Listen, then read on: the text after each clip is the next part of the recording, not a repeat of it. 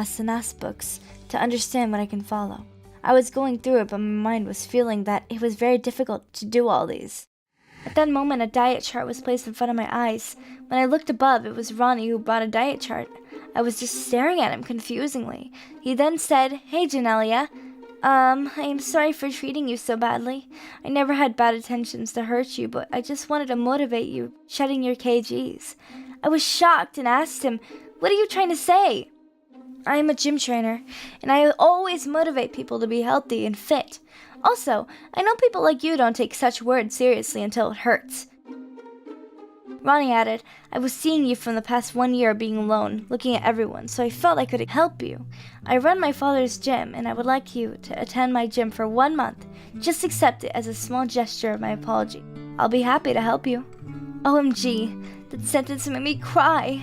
How can anyone be helpful and so kind to me? For many years I was helping people. But Ronnie touched my heart and I accepted his proposal. I followed the diet as per the chart he gave and visited his gym regularly. Just visiting there for a week made me feel positive, and I was feeling energetic from inside. Hence, I continued with the routine. With this routine, my friendship with Ronnie became good. We started going out for a movie or a walk, but never for dinner. Ronnie knew that I might start eating junk if I got the chance to. He used to take me for a ride to check all the street food, burger shops, ice cream, and waffle outlets. He felt that watching all those shops would make me feel more dedicated to my path. Once my goal is fulfilled, then I may cheat and have junk food once a week. Hence, I was consistent towards my goal. It took me 3 months to lose 50 pounds. But I was looking quite slim. No one could have guessed that I was so fat earlier. Not only I was losing weight, but Ronnie helped me in shopping for new clothes. Because of my obesity, I always wore such clothes that would not show my fat. Ronnie also asked me to go for hair smoothing with blonde highlights. I did as he said, and it changed my look completely. I was looking beautiful. My parents were surprised when they noticed I went in front of them with a new look. In college, of course, the boys started noticing me, but I didn't give feedback to anyone. Now people come and talk to me. I have many friends, but I didn't change my mindset. I am still down to earth, studious, and a helper. Though many people approach me to be their friend or girlfriend, for me, Ronnie is the only friend, rather a best friend I could say, who helped me in my bad times and brought me out of hell, and showed me the gate of heaven. Before ending, I would say that fat shaming is so common in our society that you will never be able to educate people enough to put an end to it. So rather than changing others' mindsets or expecting from others, better to change one mindset and work on your own body because you will benefit from it and no one else. How did you like my story? Let us know by writing in the comment box. Don't forget to subscribe and share this YouTube channel. Hi, my name is Sanya, and I am 16 years old. Last year, my mother slipped and fell in the middle of the road, which led to an accident. In that accident, she lost one leg and became handicapped. After that incident, my father left us and never came back again. He was already having an affair with another woman, and this my mom knew, but my father was hiding it because my mother was working and was looking after the house expenses. But after that mishap, my mother lost her job and my father couldn't afford to bear my mother's and my expenses. Hence, he left us. I was looking for a job but couldn't find one. My mother and I survived for a few days off her savings, but later we had no penny to spend on food. Also, the house in which we were living in was rented, and as the time due came, we were unable to pay rent. It happened that the owner asked us to leave home. I felt as if there is no humanity left in the world, that people are not helping us in our tough times. As we were poor, left with no money, no shelter, no food, all our relatives and friends left us aside. No one was ready to take our load on their shoulder. Hence, it made my mom and me stay on the street. But even if we were living on the street, for survival and food, we wanted money. So I started seeking help from others. Rather, I can say, I was begging in front of people for money or food. Few of them insulted, few ignored, and hardly one or two helped. This went on for a few days, and there was one man who was offering chicken rolls every day, but personally, I didn't like to beg in front of others. The place on the street where I was staying opposite to that was a flower stall. Once I went there and asked the owner if she could give some of her bouquets to sell on the street. and for that she can pay me whatever she feels. She was very humble and understanding. She gave me a few bouquets and I started selling them. I even went on the road during the signal. If any person inside the car may buy, and this trick may be successful, the owner of the flower stall was very happy and she started giving me a few bouquets every morning to sell. She also helped us by allowing my mom to stay with her. This was the biggest help she did for us. The bouquets which she gave me, by the end of the day, all the bouquets were sold. The man who used to give me chicken rolls every day even bought one bouquet daily. It was so nice of him that he was helping me in every manner he could. This kept on happening and I was enjoying selling bouquets. I made some permanent customers also. My mom also has recovered a bit now. This became a daily routine of mine, and the chicken roll man was my daily customer and always bought an orchid bouquet. One day when he came to buy a bouquet, he took a rose, a lily, and an orchid bouquet. When the time came for giving me cash, he didn't have sufficient money and just had a card. I told him to pay me some other day, but he gave me a lottery ticket. He said, "Today I bought this ticket and its result will come tomorrow. You keep this," I said. "You pay me tomorrow, you keep the lottery ticket." He didn't listen and left. I thought that tomorrow when he comes to buy another bouquet, he will return his ticket. The next day I was waiting for the chicken roll man, but he didn't come. I got curious about the ticket he gave. I checked the number with the results declared and found the ticket which I had won billions. I was out of my mind. I kept my eyes looking at each car when that man would come. I waited for him for 1 week, but he didn't. After a week, it was Sunday. I thought that he might come today, so I didn't go anywhere and was waiting at one place on the street the whole day. Then suddenly in the evening, a boy came with an orchid bouquet and a note which read, "Congratulations on becoming a billionaire. That ticket belongs to you. You are the winner." I was stunned after reading that. I didn't know why that man was doing so much for me. The next morning I went to the lottery office to claim the winning amount, and I went popular in an hour. My photo was printed in the newspaper. I was in the news headlines. I became a billionaire and this information went viral. Well, I didn't know the power of money is so strong. My father came the next day to meet my mother and I. Suddenly, he felt pity for us and he was sorry for whatever he did. My mother and I respected his feelings, and later he asked for the money I got. He asked where I had kept the money. We should go buy a bungalow, a lavish car, and he gave a list of his requirements. I got it just for money. And before I could say anything, my mother asked him to leave the house. Later, my mom said that, "Sonia, we should use your money in buying a good house." Even the flower shop owner agreed to the same. I said, "This is my second priority, Mom. First, I want to fix your handicap problem. I want to see you walking." My mom started crying. The next day, we went to the hospital for my mom's leg surgery. Doctors did all related checkups and fixed an operation date.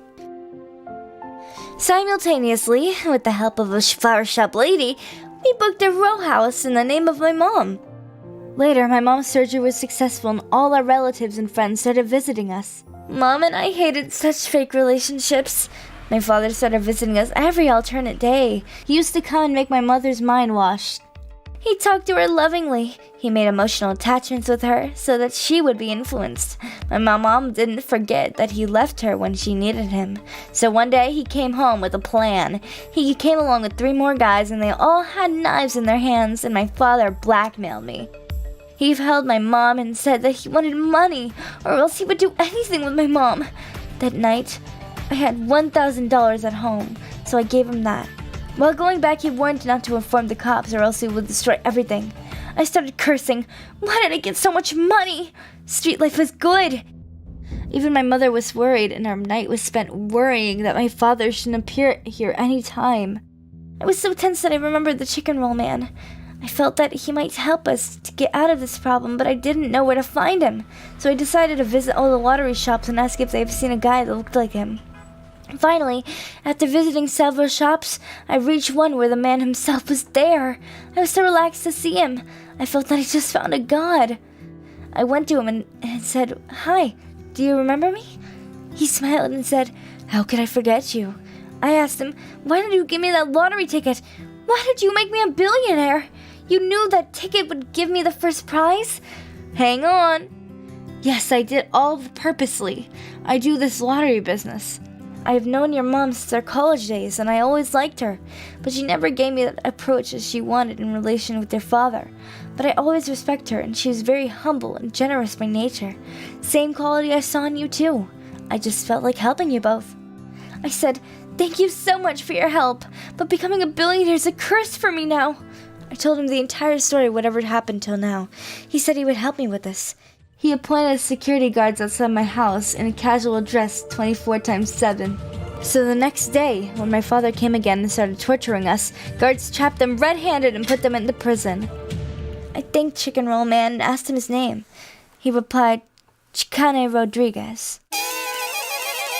He asked me the reason behind my laugh. I said, your real name sounds similar to the pet name I gave. He seems confused. Later, I expressed my wish to share some of my winning prizes in the orphanage. I wanted to donate to charity so the other poor people could get some help from it. He could help me to do so. Also, he helped me in getting admission to high school so that I can continue my further studies. I introduced Mr. Chicane to my mom and narrated the entire story. She is very thankful to him, and today he's a good friend of my mom and a family member to me. How did you like my story? Let us know by writing in the comment box. Don't forget to subscribe and share this YouTube channel. My sister is jealous of me because I'm very pretty. My sister sold me to my father just to prove her best.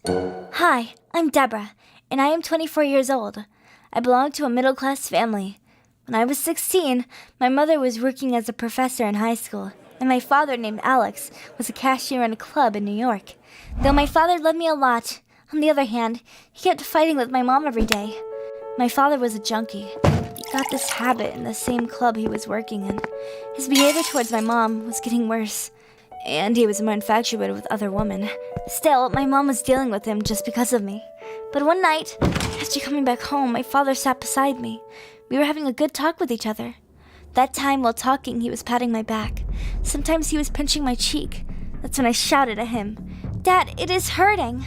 Then he hugged me and kissed me on my forehead. At that moment, my mom came to see me. My mother gave my dad a tight slap and just asked me to pack my bags. I was confused with whatever happened.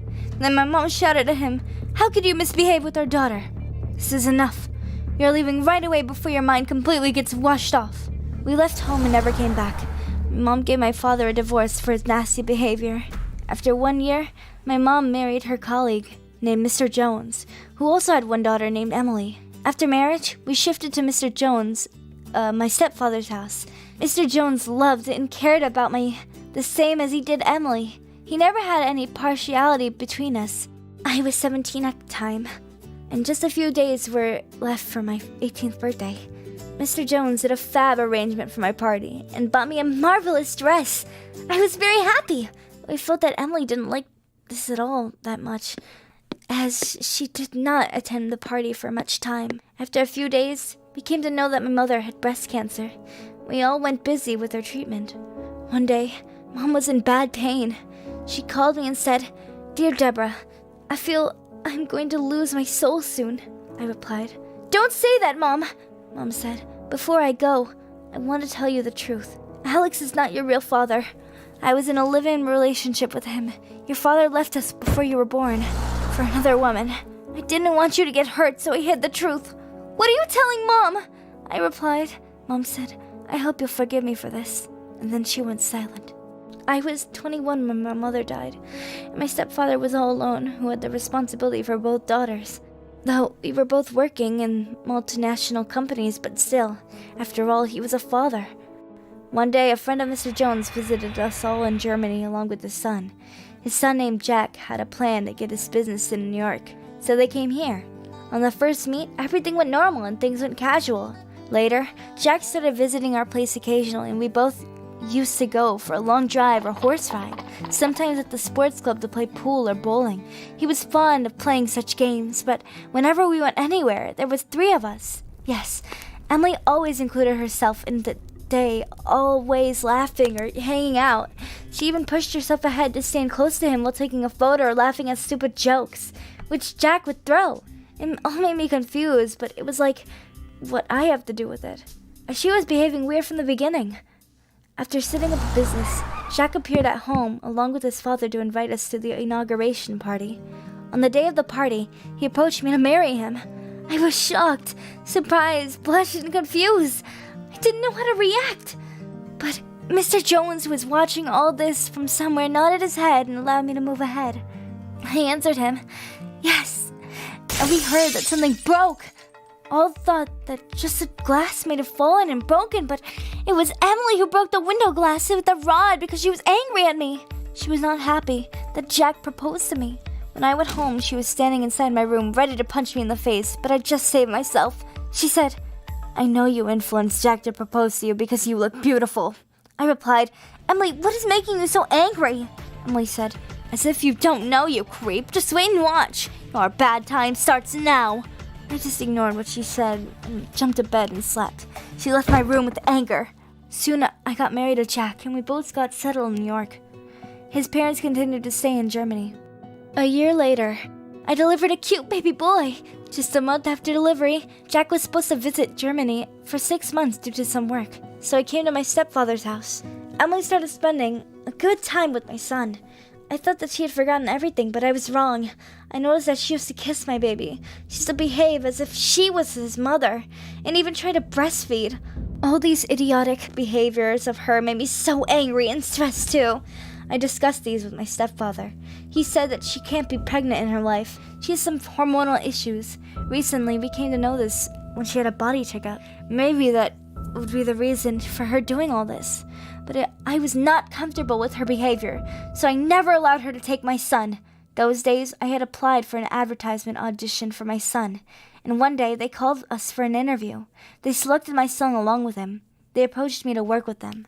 I agreed, and they gave me an offer letter, and then there. Mr. Jones was all happy with the news, but Emily was losing her mind. She had many personal issues with me. My beauty, my success was hurting her. She was jealous. So one day, she met my so-called real father, Mr. Alex, and gave him the money, and said, I know that you misbehaved with your daughter, Deborah, long time back. Well, I am offering you the opportunity to fulfill your wish. She gave him information that when no one was present, and he could walk inside the house. Then that day, Mr. Alex came to the house and entered my room. He was there in my room for a long time, and later he went out and called Emily, saying that whatever she had told him to do, he did it. Later, she came running to my room and took the spy cam which she had installed. She called Mr. Jones and me and did a video call to my in-laws and husband. She said that she wants to show them my reality, that behind my good-looking face, a bad creature is living. She turned on the video and all started watching. It had a conversation with me and Mr. Alex. He told me everything Emily tried to do. Emily gave him the money to use me and explained in detail and apologized for whatever happened earlier. He explained that his intention wasn't wrong. He was normally hugging me because he had pinched me, but my mom took it the wrong way. He said this was the best opportunity he could have to show me the truth when he visited me. Watching all this made me feel bad. Mostly Mr. Jones was heartbroken and Emily was shocked. Mr. Jones removed her from the house and told her to never come back. Emily went out with anger, and that angriness was on me. She asked one of her friends for help and stayed with her that night. The next morning, when she came to my living room, she saw her friends watching TV.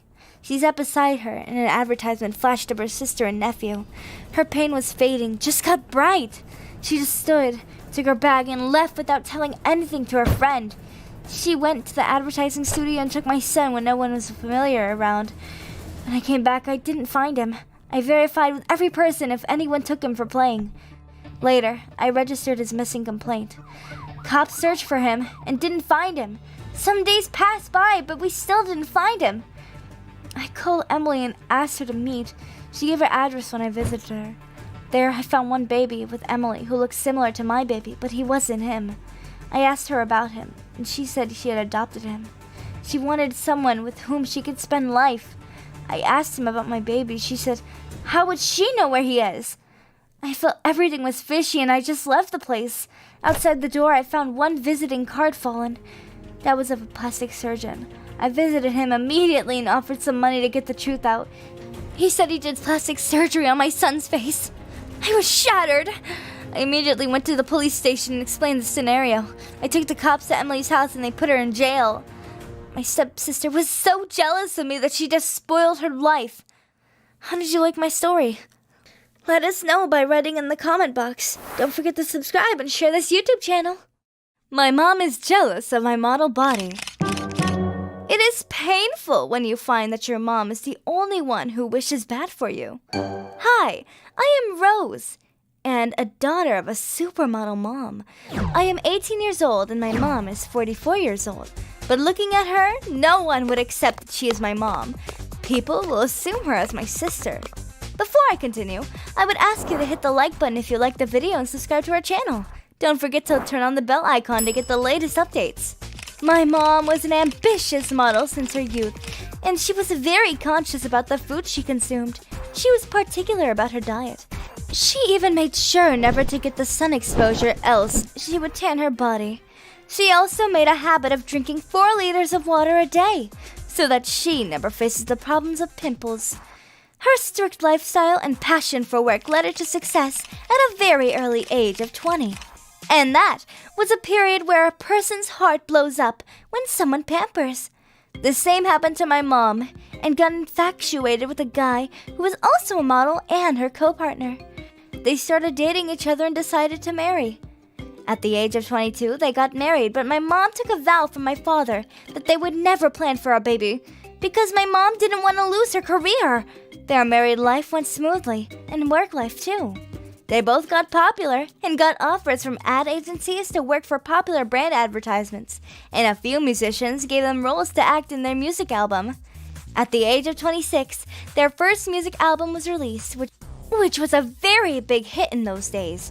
The musicians were happy, and they threw a success party. My mom was thrilled, and she enjoyed the party by drinking too much. She was out of control, and my father brought her home somehow.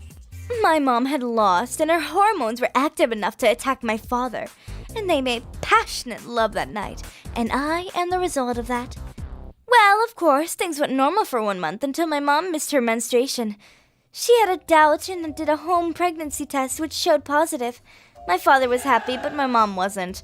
Though she had felt like having a baby, she didn't want that time because she was growing, and she was on the level of success. And because of pregnancy, she didn't want to lose all these. My father convinced her a lot that she will be normal after pregnancy, and things will be the same as now.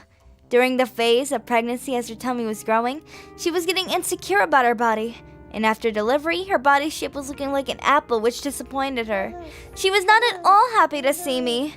After 3 months, when she recovered a bit, she started doing gym and followed her diet to get back her stylish and hot body.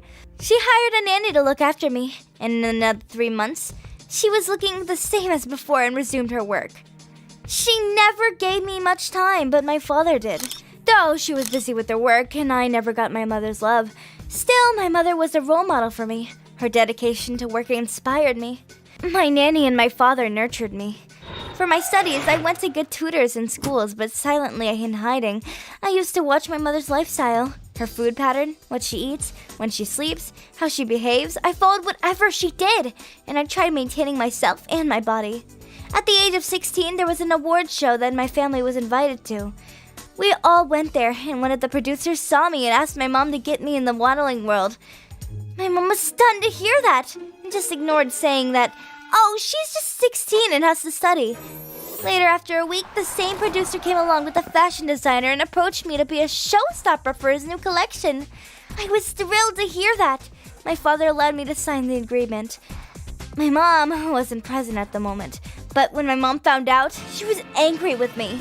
That was just my first step towards modeling, but that worked out, and gradually, I started getting offers from various people.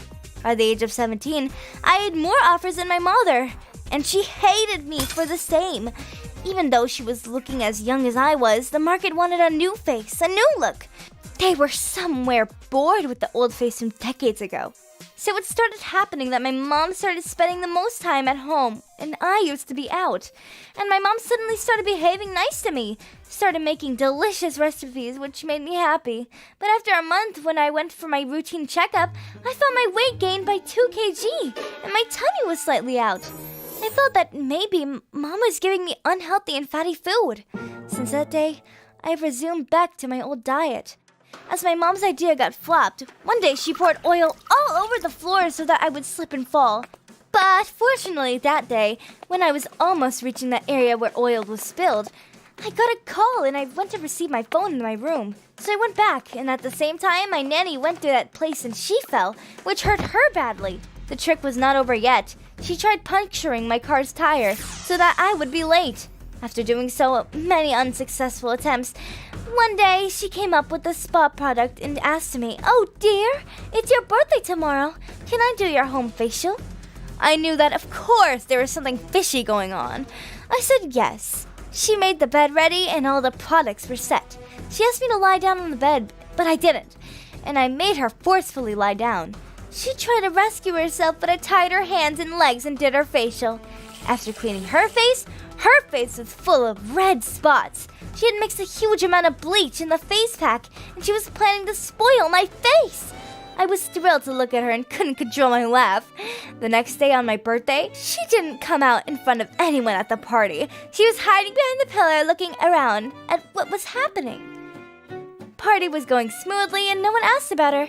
All that mattered to everyone was me. Then finally the time came for the cake cutting. All were excited, but I didn't cut the cake without my mom, because she was the one who gave me birth. And because of whom I was in this world, I went to mom and took her out. People laughed looking at her and asked her about the redness on her face. She was quiet, but I said that she had a mushroom allergy and she ate it last night by mistake. Then I asked mom to cut the cake with me because this is my first birthday when she was there beside me on my birthday. On the same night when I was in my bedroom, Mom came and apologized for whatever she had done to me since my birth. She said that she realized that only family would support her during the bad phase and no one else would come.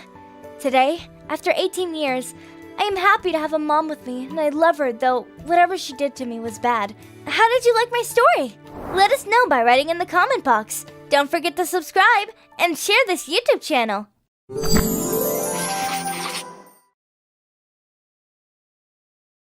In a world filled with depression and hopelessness, there exists not even a single ambition in the world which can't be realized. This is a lesson I would like to share with you all. Of course, with first-hand example. Born on 28 June 1971 in Pretoria, South Africa, to a South African father and Canadian mother with 2 siblings. I was a child different from others, engrossed in this world. Imagination while basking in the nature, and books were my solace I always returned to. The Hitchhiker's Guide to the Galaxy was one of the last influence. Some might have considered me a lost cause. I know the reason now. I had Asperger's syndrome, but it never stopped me from doing what I wanted to do. Things took a turn in 1980. My parents divorced. Me and my brothers chose to stay with my father. I considered it a terrible choice even today. In addition to this, I was bullied for being absent-minded and introvert. One day, the bullying went too far and injured me badly, leading me to get hospitalized. Due to my indifferent and complex social life, I always found a companion in computer and video games and wondered if they could ever make a difference in the world. At the age of 12, my curiosity had me learning programming, and I created a basic-based video game, Blastar. Later on, I sold it for $500 to PC and Office Technology magazine. It gave me an impetus to explore my ambition. To avoid compulsory military service in South Africa, I attended the University of Pretoria for 5 months and then, at the age of 18, moved to Canada, where I lived in a hostel and did odd jobs to fulfill my economic obligations. I wanted to understand my purpose and drive, so I began to attend Queen's University in 1990 in Ontario, and in 1992, I transferred to University of Pennsylvania, Philadelphia. By 1997, I acquired my bachelor's degree in both physics and economics. My interest in internet, space, and renewable energy began here. For my graduate school, I had chosen Stanford for my PhD in physics. However, I felt that internet had something in store for me, with far more potential than what I would have gotten out of physics. In 1995, I started Zip2 with my brother and a friend Greg Curry, a web software company which provided map and directories to online newspapers. To run the company properly, we dealt with endless nights. Then in 1999, Compaq, a computer manufacturer, bought Zip2 for $307 million, and we became a part of Silicon Valley tech bubble. Later, I funded X.com. Now it goes by the name PayPal. Although people didn't find online payment system trustworthy and criticized it for lack of security, I held my conviction. With my group of friends and technical team, we made this venture a success. And later on, PayPal was bought by eBay in 2002 for $1.5 billion. When they thought I couldn't get any crazier than this, I had my eyes on space travel. One which will be available for other humans and one which will be environmentally friendly. I got acquainted with non-profit Mars Society. The idea of growing plant chamber on Mars intrigued me, and so I visited Moscow to buy remodeled intercontinental missiles, but I was laughed at. The price for rockets was also expensive. That led me to change the game a bit. To that end, I founded SpaceX in 2002 to make affordable rockets. Falcon 1, Falcon 9 were mine. No are crew's creations. After 3 trials of failure, we had nearly lost hope. The losses were at our necks, and it looked like all our efforts were going to end up in dumps. The other investment also didn't help much. But we kept the faith and conviction, calculated the risks, and with last-minute funds from investors, went for the 4th trial. It showed me a scenery I was yearning to witness. The 4th rocket was our much-awaited success. The 4th trial got us contract with NASA for $1.6 billion to supply supplements into space. I can proudly say that the risk paid off and we became the first privately owned space station. Aside from rockets, I believe in the era of electric cars with zero carbon emissions, and so I financed the Tesla Inc. as one of the major funders of Tesla Motors in 2004. The trials were hard at the beginning, and many disregarding the electric car idea, terming it near to impossible, and remarked that it had an unimpressive design, that it won't sell.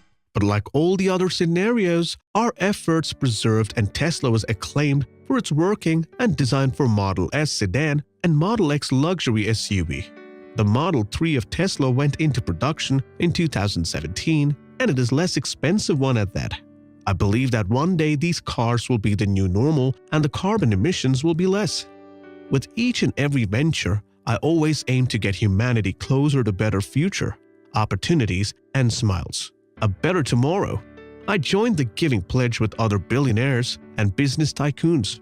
Not only these, I was able to create reusable rockets, found Hyperloop to revolutionize transportation technology, open AI to facilitate artificial intelligence and technology, fund solar city projects, largest solar panel installers in USA, found Boring Company, a startup in transportation dedicated to areas of boring and tunneling construction, co-found Neuralink, a neural tech company, co-found Powerwall, new solar-generated batteries. Do you know what I mean to say? They all are the proof that taking risk and achieving vision is just one idea away. My vision of Mars 2024 was also just one idea away. Though the path was not there, I created one. From being bullied while growing up to showing the world power of dreams and planned execution, I came a long way and would like you all to push yourself for the vision you hold. There's nothing to fear anymore. You see, my ideas were crazy, and I was called out for that. But do you think that they are crazy anymore? It is the power of human mind aided with technology that brings upon evolution. From Industrial Revolution to telephone, telephone to computers, and computers to AI, it will keep on happening. Well, do you recognize me now? You might have seen a meme on me. From the current richest person to the most talented audience. Make your dreams the best reality. My name is Elizabeth. I live with my parents. My family moves a lot because of the nature of my dad's job. He's a football coach. Town to town, city to city, it was a never-ending circle. This is the 5th time we are moving in 10 years. As the only child of my parents, I never had it easy, having to change schools every time as a result. Moving to a new place, leaving my old friends with whom I would have just been getting used to. It was heartbreaking. I know I have a problem adjusting to a new place. Everyone seems to be nice, but you really don't know who they are. It's always difficult for me to sift through the good ones and the not-so-good ones when trying to make new friends in a new place. The first 3 times we moved that I can remember was tough on me. The most painful one was when I had to leave Cindy, my best friend. I cried all night before the day.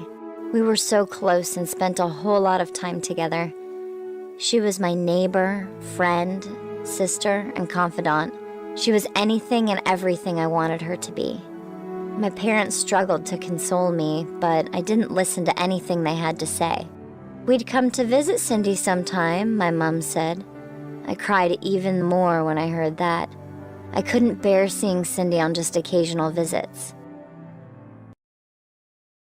Years have passed, ever simple that time, and moving to new cities or towns is no longer as painful as it was when I was younger. I know better now, and I've become used to it. The only problem I have now, though, is the fact that I have to change schools every time we moved. Last 2 years, we moved to Austria, and I met a guy. He was really nice and cool and stuff.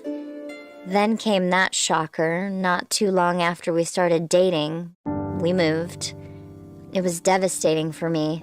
That relationship, like most long-distance relationships, didn't work.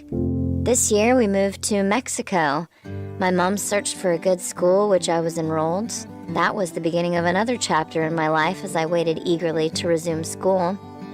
The first day in a new school was really scary for me. I don't know how my new colleagues will welcome me. It's a scary place for a teenage girl with no brothers, I thought. As my mom always taught me, the first impression always matters. I was determined not to screw things up this time around. Way before the first day, I had already prepared the dress and shoes I was to wear. Bags, makeup, hairstyle were all predetermined before resumption. I didn't have such a nice experience the last time around, so I was really scared this time. It's a Monday, my first day at school. I had my hair done nicely by my mom, and I was looking smart and beautiful. Yes, I was looking really beautiful. No one needed to tell me that. I knew it by just staring at my mom's aged mirror. When my dad dropped me off at school, everyone seemed to be staring at me. I almost missed my step as I followed the directives given to me by my dad to locate my class. The school was really big and I was lost in less than 5 minutes. So I needed to ask questions. When I turned, I saw a boy. He was also a student. "Hello," I said. "Hi, how may I help you?" he replied. After a minute or two conversing, he took me to my class. That was the first person I talked to in the school. His name was John. John was a pretty boy, a senior in the school. His eyes blue, his chest broad, and his skin beautiful. He gave me goosebumps and I couldn't help thinking about him. When I got home after my first day, my mom saw that I was a little off. She saw that I wasn't minding the lunch I was served. "What's wrong?" she inquired. "Nothing," I replied. I really liked John, but I couldn't tell my mom that I liked a guy on my first day at school. John and I started texting, and within a short time, John started wooing me. He was flirting with me whenever he met me at school. We sat at the same table during lunch hours, and his friends were singing his praises, telling me how nice John was to have as a boyfriend. It was weird. I knew they were just trying to convince me to date him. Although I liked him too, I thought the pace at which everything was moving was too fast. One day I went to a school party and John asked me to take a walk with him. I did, and soon we came to a lonely road. He told me how much he loved and admired me. That night he had a certain glow in his eyes, enchanting really. All my defenses were down. I was vulnerable. John moved closer, held my hand, then my waist. Then he kissed me. I liked the kiss, but then I was nervous and pushed him away. He came closer again, and this time I couldn't do anything because his grip was firmer. That night, that sorry night, I lost my virginity. I cried because I wasn't ready, but John had his way with me all the same. I was young and naive, and perhaps he was a master of his game and has done that with many other girls in the past. On getting home from the party, my mom saw my state and knew what had happened even without me telling. She reported the case to the school authority, and John was duly punished for his actions towards me. John and I never spoke again afterwards. I couldn't wait for the next time we'd have to move. It was an experience I couldn't wait to forget. Anyways, I have now learned my lesson never to hide things from my mom anymore. She's in the position to give me counsel and guidance. It was a lesson I learned sorely. My mom looked horrible. I was scared of her, and I so hated her. Hello, people out there. I'm Alex, and today I'll tell you the story of something which I was not supposed to do. It all started when I was in elementary school. My father married another woman who was very beautiful and left us. My stepmom was a fashion designer and owned a boutique. They lived in another city, but my father was in my contact. I met him on the weekend. My real mother developed good manners in me and raised me pretty well alone. She worked in a factory and earned well to bear our expenses. But even though she did a lot for me, I hated her like anything because she was ugly. Her face had marks which were scary. I always asked my dad to take me with him, but he always had some meetings or was busy with work, and my stepmom was busy with her fashion designing and shows. So I had no option but to stay with my mother. Though I stayed with her, I never slept beside her and neither cared for her. Before continuing, I would ask you to subscribe to our channel. Years passed on. As I grew, I hated her more. I made her feel bad for everything possible. I never thought of a moment before hurting her. But she never felt bad and cared for me in the same manner. I was in high school those days. One day before leaving for school, I was talking to my friend Jade on a video call. That moment, my mom came behind me and Jade saw her, and she got scared. I looked at my mom and shouted, "What are you doing in my room?" She said, "I just bought a lunchbox for you." I just took it from her and threw the lunchbox. Then I left home angrily. My mother was worried that I'll be hungry, so she brought the lunchbox to the school. When she entered the classroom, everyone started yelling, "Ew, she looks horrible. She's so ugly." I just couldn't control my anger, so I burst out and I told her to leave the school.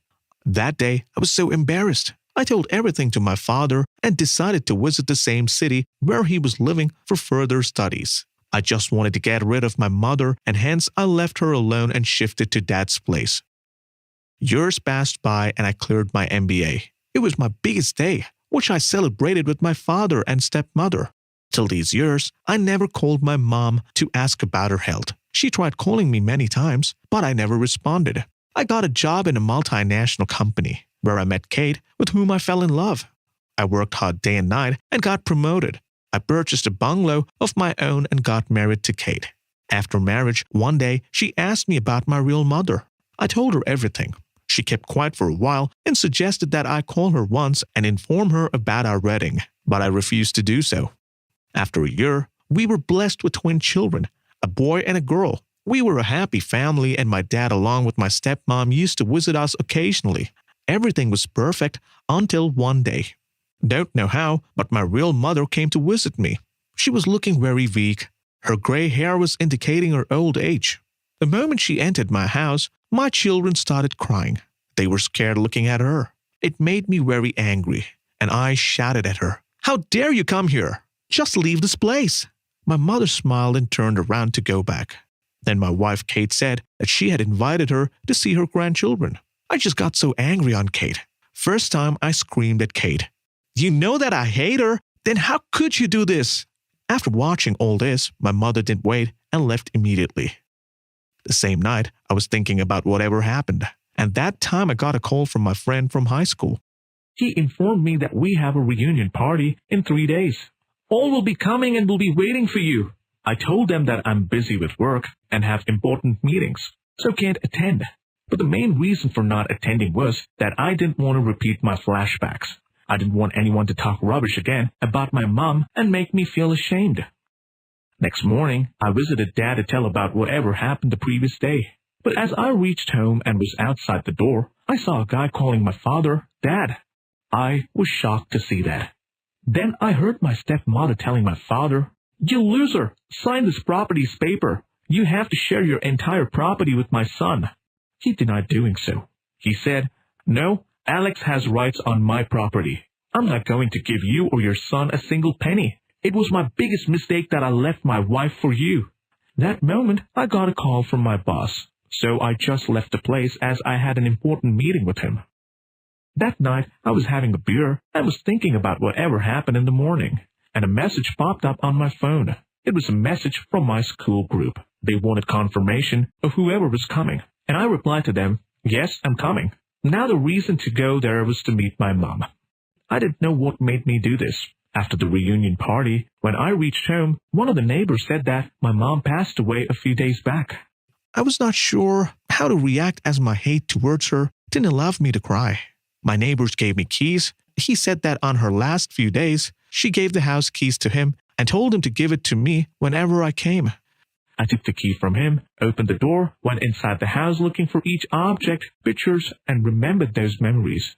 Roaming around for a long time, I noticed a letter lying on the table. The letter was written for me by my mom. "Dear Alex, my dear child, I know you always hated me for my looks, but you don't know as much as you hated me. More than that, I loved you.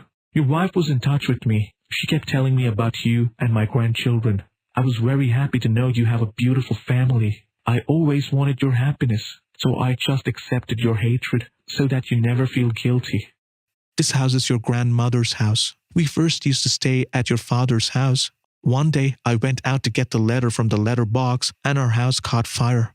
That time you were alone in the house. That time no one was ready to go inside to rescue you.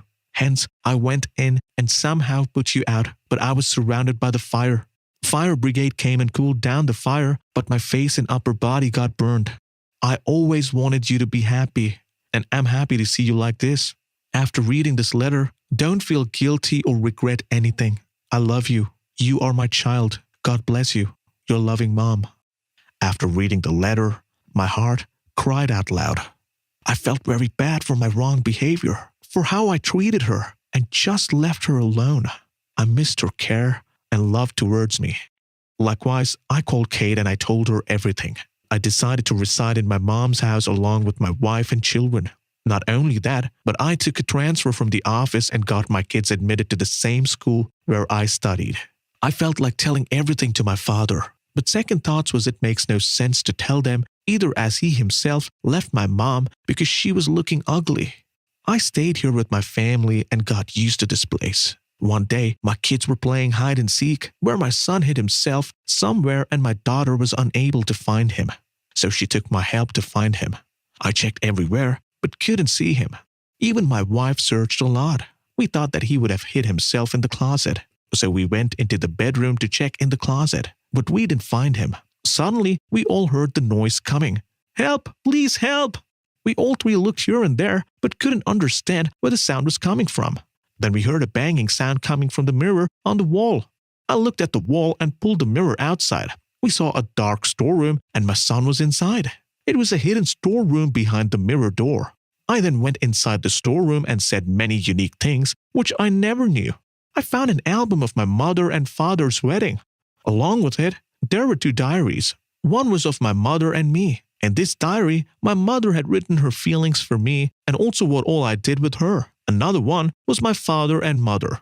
In this book, my mother had written about their love, their wedding, and then my father's extramarital affair. How my father did the wedding with another woman and brought her home.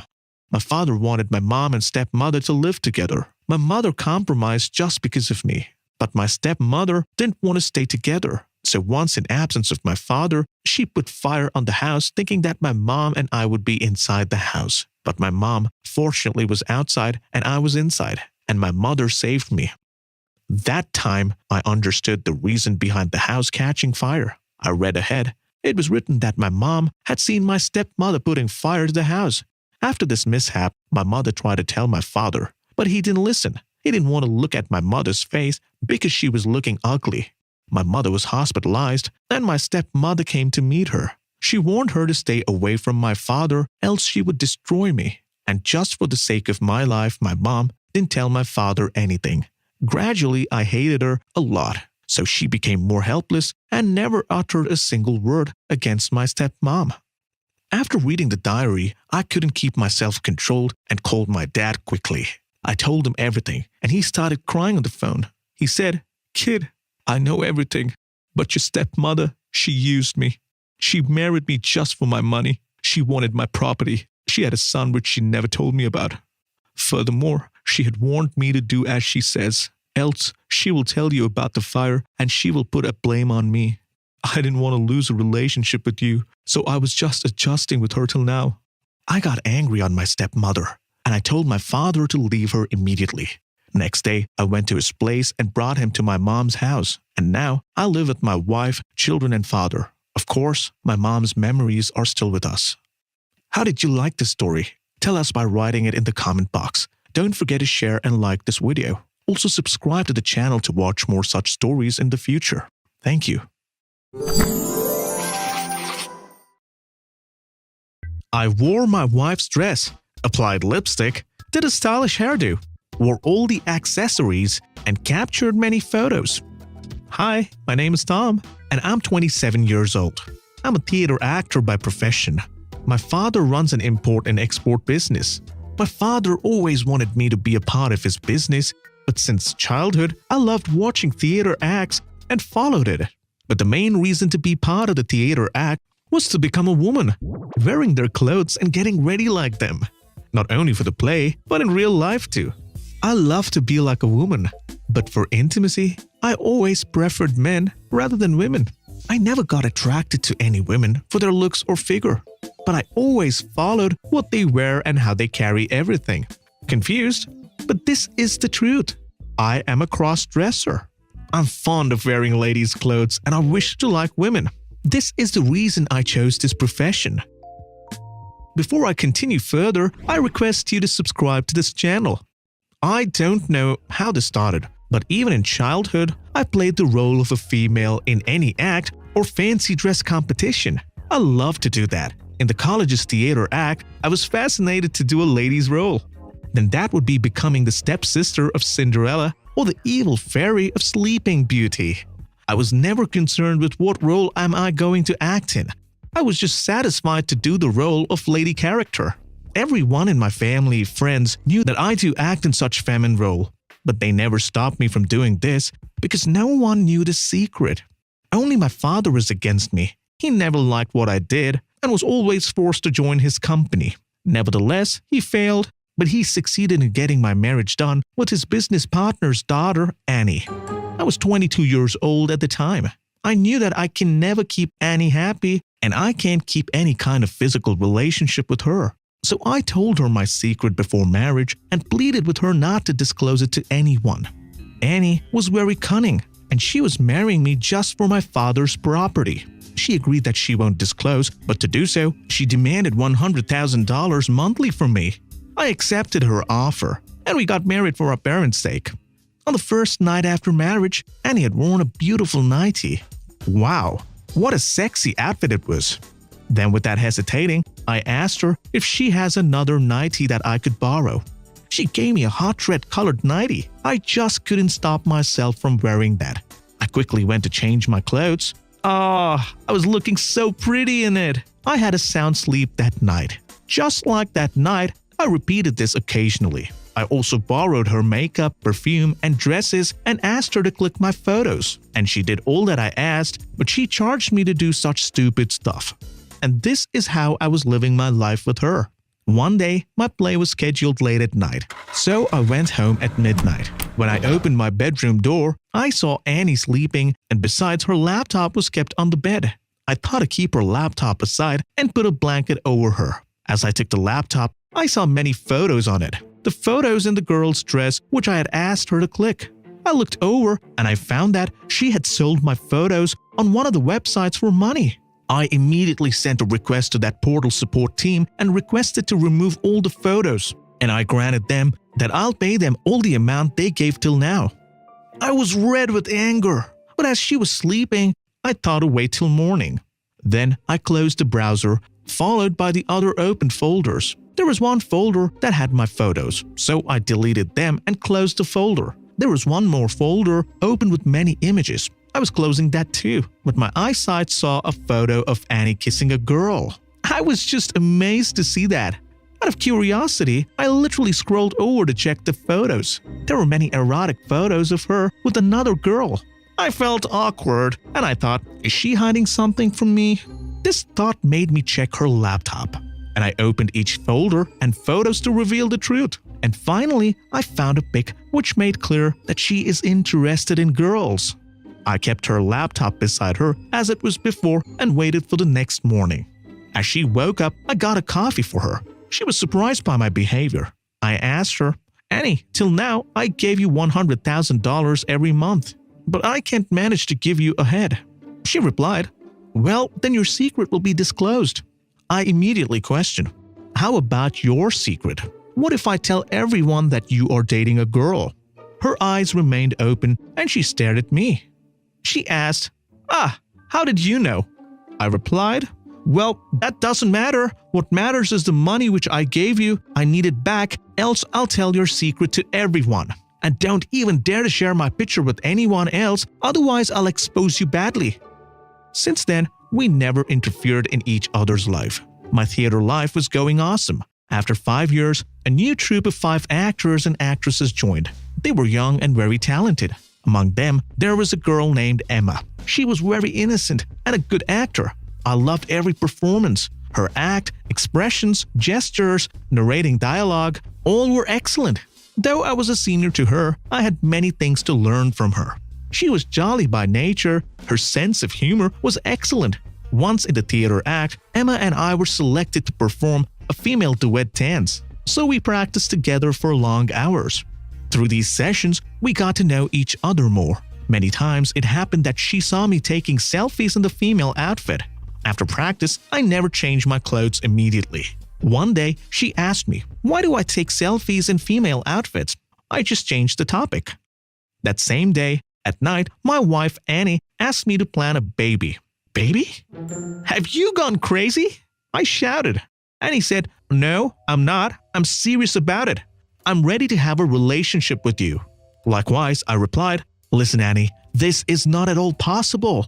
She said, "I don't know that. You don't have a choice. You either say yes or I'll tell your 5-year-old secret to your parents."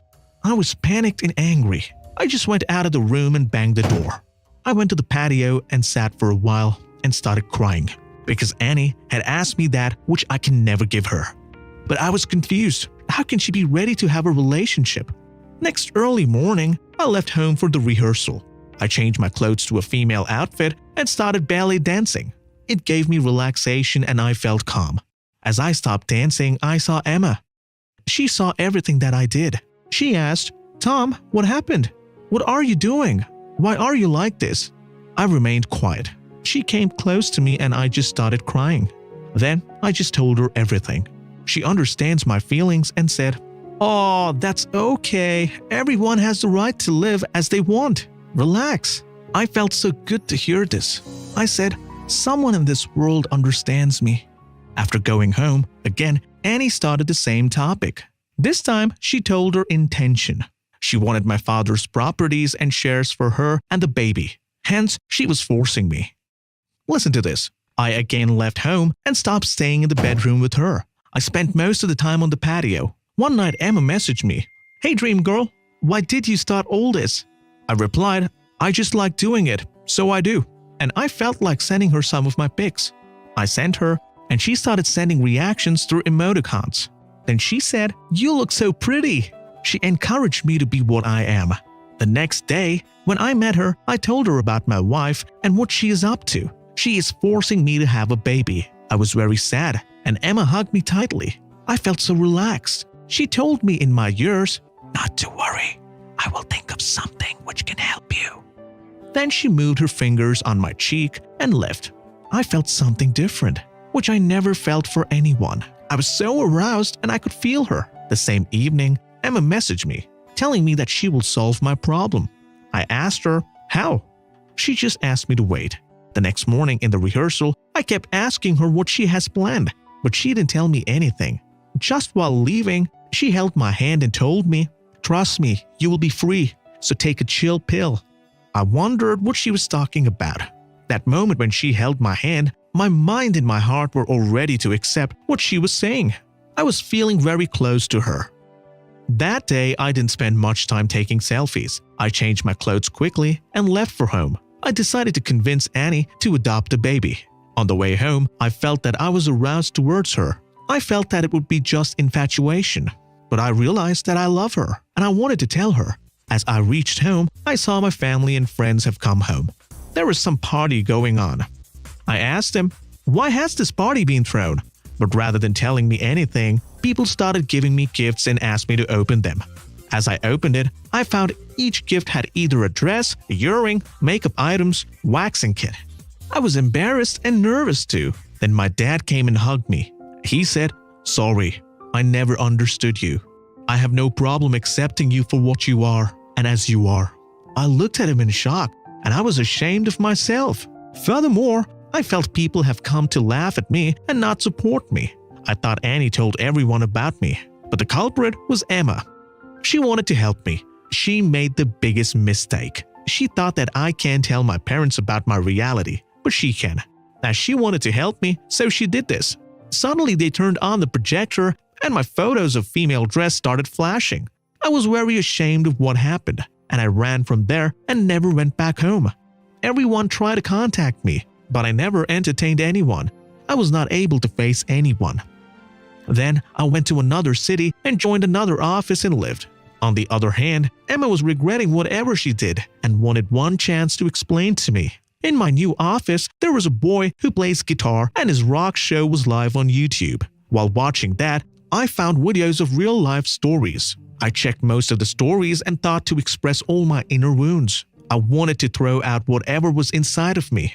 So, I wrote the story and sent it to the channel. They accepted to make the story and released it. Luckily, Emma watched my animated video, and she felt that it is Tom's story, that is me.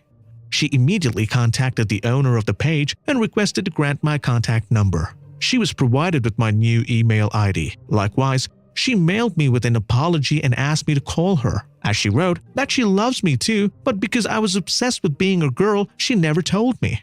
One day I saw her email, and soon after I called her and we met.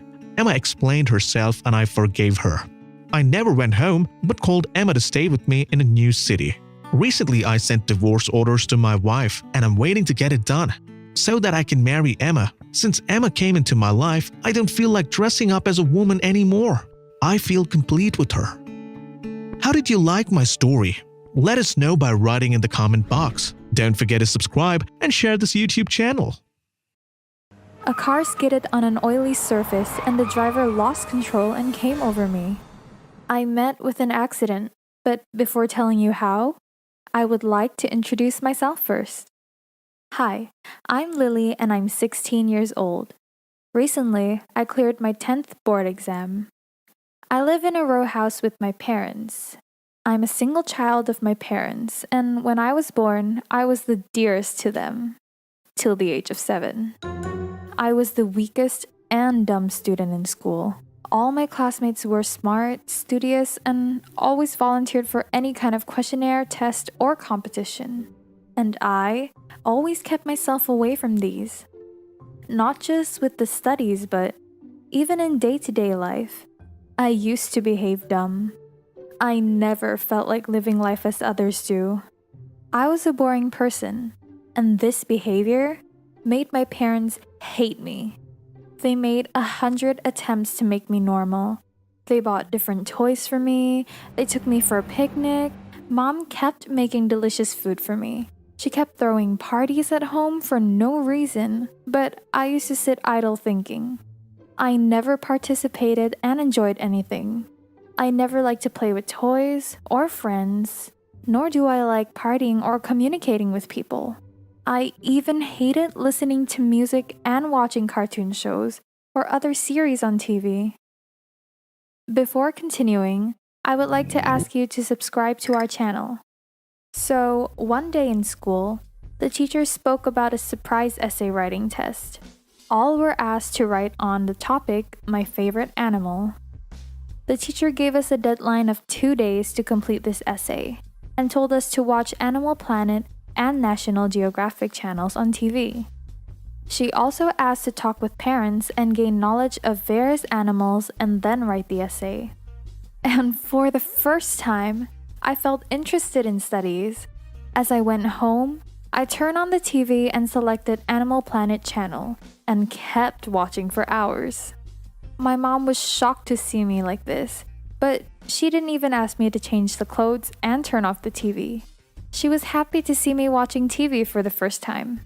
I told my mom about the essay topic, and she helped me by giving knowledge of different animals. After writing the essay and knowing more about animals, I felt that all animals are my favorite.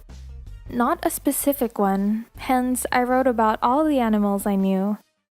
After 2 days, when we submitted the essay to the teacher, she gave me grade A because she liked that I was impartial with animals. Later, when I returned home, I saw a dog at my neighbor's house barking at me. I had never seen him before. I went close to him and I just fell in love with him. So I hugged him, and in return, the dog started to lick me. Mr. and Mrs. Joseph were present there. They were our neighbors. Mrs. Joseph said, "Looks like Paul is in love with you." I asked, "Paul?" Mr. Joseph said, "Yes, that is his name." Since then, most of the time I kept going around him, and in a few days, he became my best friend. I started spending most of my time playing with him. I also started expressing my feelings to him. But my behavior with others was the same even now. I was still a dumb person. Soon after, my parents decided to send me to boarding school for my well-being. So the day came to leave the house. My father took my luggage and kept it in the car. My mom had a smile on her face, but her eyes were watery. We all went out to get inside the car.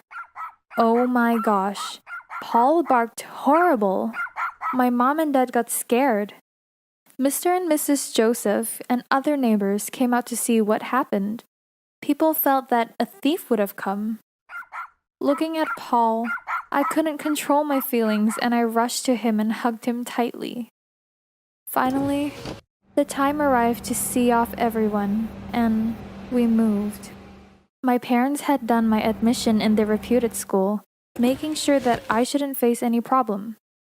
Boarding school was good in studies, other curricular activities, sports, music, physical fitness, and to my surprise, they had a small space for pet animals, which included dogs, cats, rabbits, hens, and birds. I was so excited to know this. There was a pet dog named Timmy. He was the apple of my eye. He reminded me of Paul. Years passed by, and I was still the same, spending most of my time with animals. But yes, my IQ level and knowledge improved. All the tutors in the boarding had damn good patience and techniques to handle any kid. After coming to boarding school, I never visited my parents, nor did they come to visit me. We just had a phone talk. All my birthdays get celebrated along with all tutors, pets, and 2 to 3 kids. No kid liked to spend time with me due to my boring nature. So they kept themselves away from me and were never interested in my birthday party. But there was a boy who was the opposite of everyone. His name was Liam. He was a sweetheart. He was good-looking, smart, attractive, and straightforward. He was very choosy about any relationship. He used to get a lot of friend requests, but he refused them. However, he was behind me to be my friend. He did everything that he could have done, giving me gifts, getting desserts for me, sharing his games, studying with me. But he failed to become my friend. Still, he never felt low. He kept noticing me and found that my life starts with pets and ends with pets. So one day, he came hopping in front of me wearing a puppy outfit. He behaved like a doggy. I wonder what he was up to, but he was looking quite funny, so I couldn't hold my laugh for long. He said, "Finally you smiled. You love animals, especially dogs, and they are your friends. I want to be your friend, so I became a puppy." Oh my heart melted listening to that. He added, "I know you are a reserved and introverted kind of person." How did he know this? I wondered. And rather than eating more footage, I just put my hand ahead to begin our friendship, and We shook hands. 3 years passed happily, and by now, I had a good knowledge about everything. I was no more dumb, but smart. Still, my pets and Liam were my friends. Liam understands my introvert status. He understood that I like to stay alone and always made me engage in a talk so that I'll be calm. I started liking him as he was the only one who changed my life. When we were in grade 9, the school principal got a call from my father. She informed me that my granny is in the hospital and her condition is critical, so I need to visit her. She wants to meet me. I remained quiet, but my eyes became watery. I packed my bag for home and was getting ready till the cab would come. That time, Liam came along with Timmy to meet me. He got the news from some of his colleagues. He was trying to console me as I was very distressed. After some time, the cab came. I was about to leave when Liam and Timmy started sobbing. Liam said that he will miss me. I patted their backs and left. All over the way, I was thinking about my granny, the time spent with her when I was young. I closed my eyes and was thinking deeply. When I opened my eyes, I found myself in the hospital and my mom and dad were around me. I asked them, "Mom, Dad, why am I here?" Mom answered, "A car skidded on an oily surface and the driver lost control." "What? How is Granny? You both came here leaving her alone?" I questioned. Mom replied, "Dear, the day you met with the accident, Granny lost her soul. After her funeral, we came directly here." "What are you talking about, Mom? How many days have I been here?" My father said, 3 days ago, you got a bad wound on your head, and the doctor had clearly told us that you might go into a coma. By God's miracle, you are fine now." I was astounded to know all of this. Later, I got discharged and I went home with my parents. As I reached, I saw Paul jumping excitedly and barking. Suddenly, some kind of noise started entering my ears. "Hey Lily, you are finally here."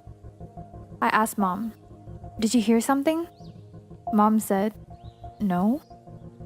"Oh Lily, I missed you. I want to tell you so many things." Again, noise came and I shouted, "Who's there? Don't talk behind me."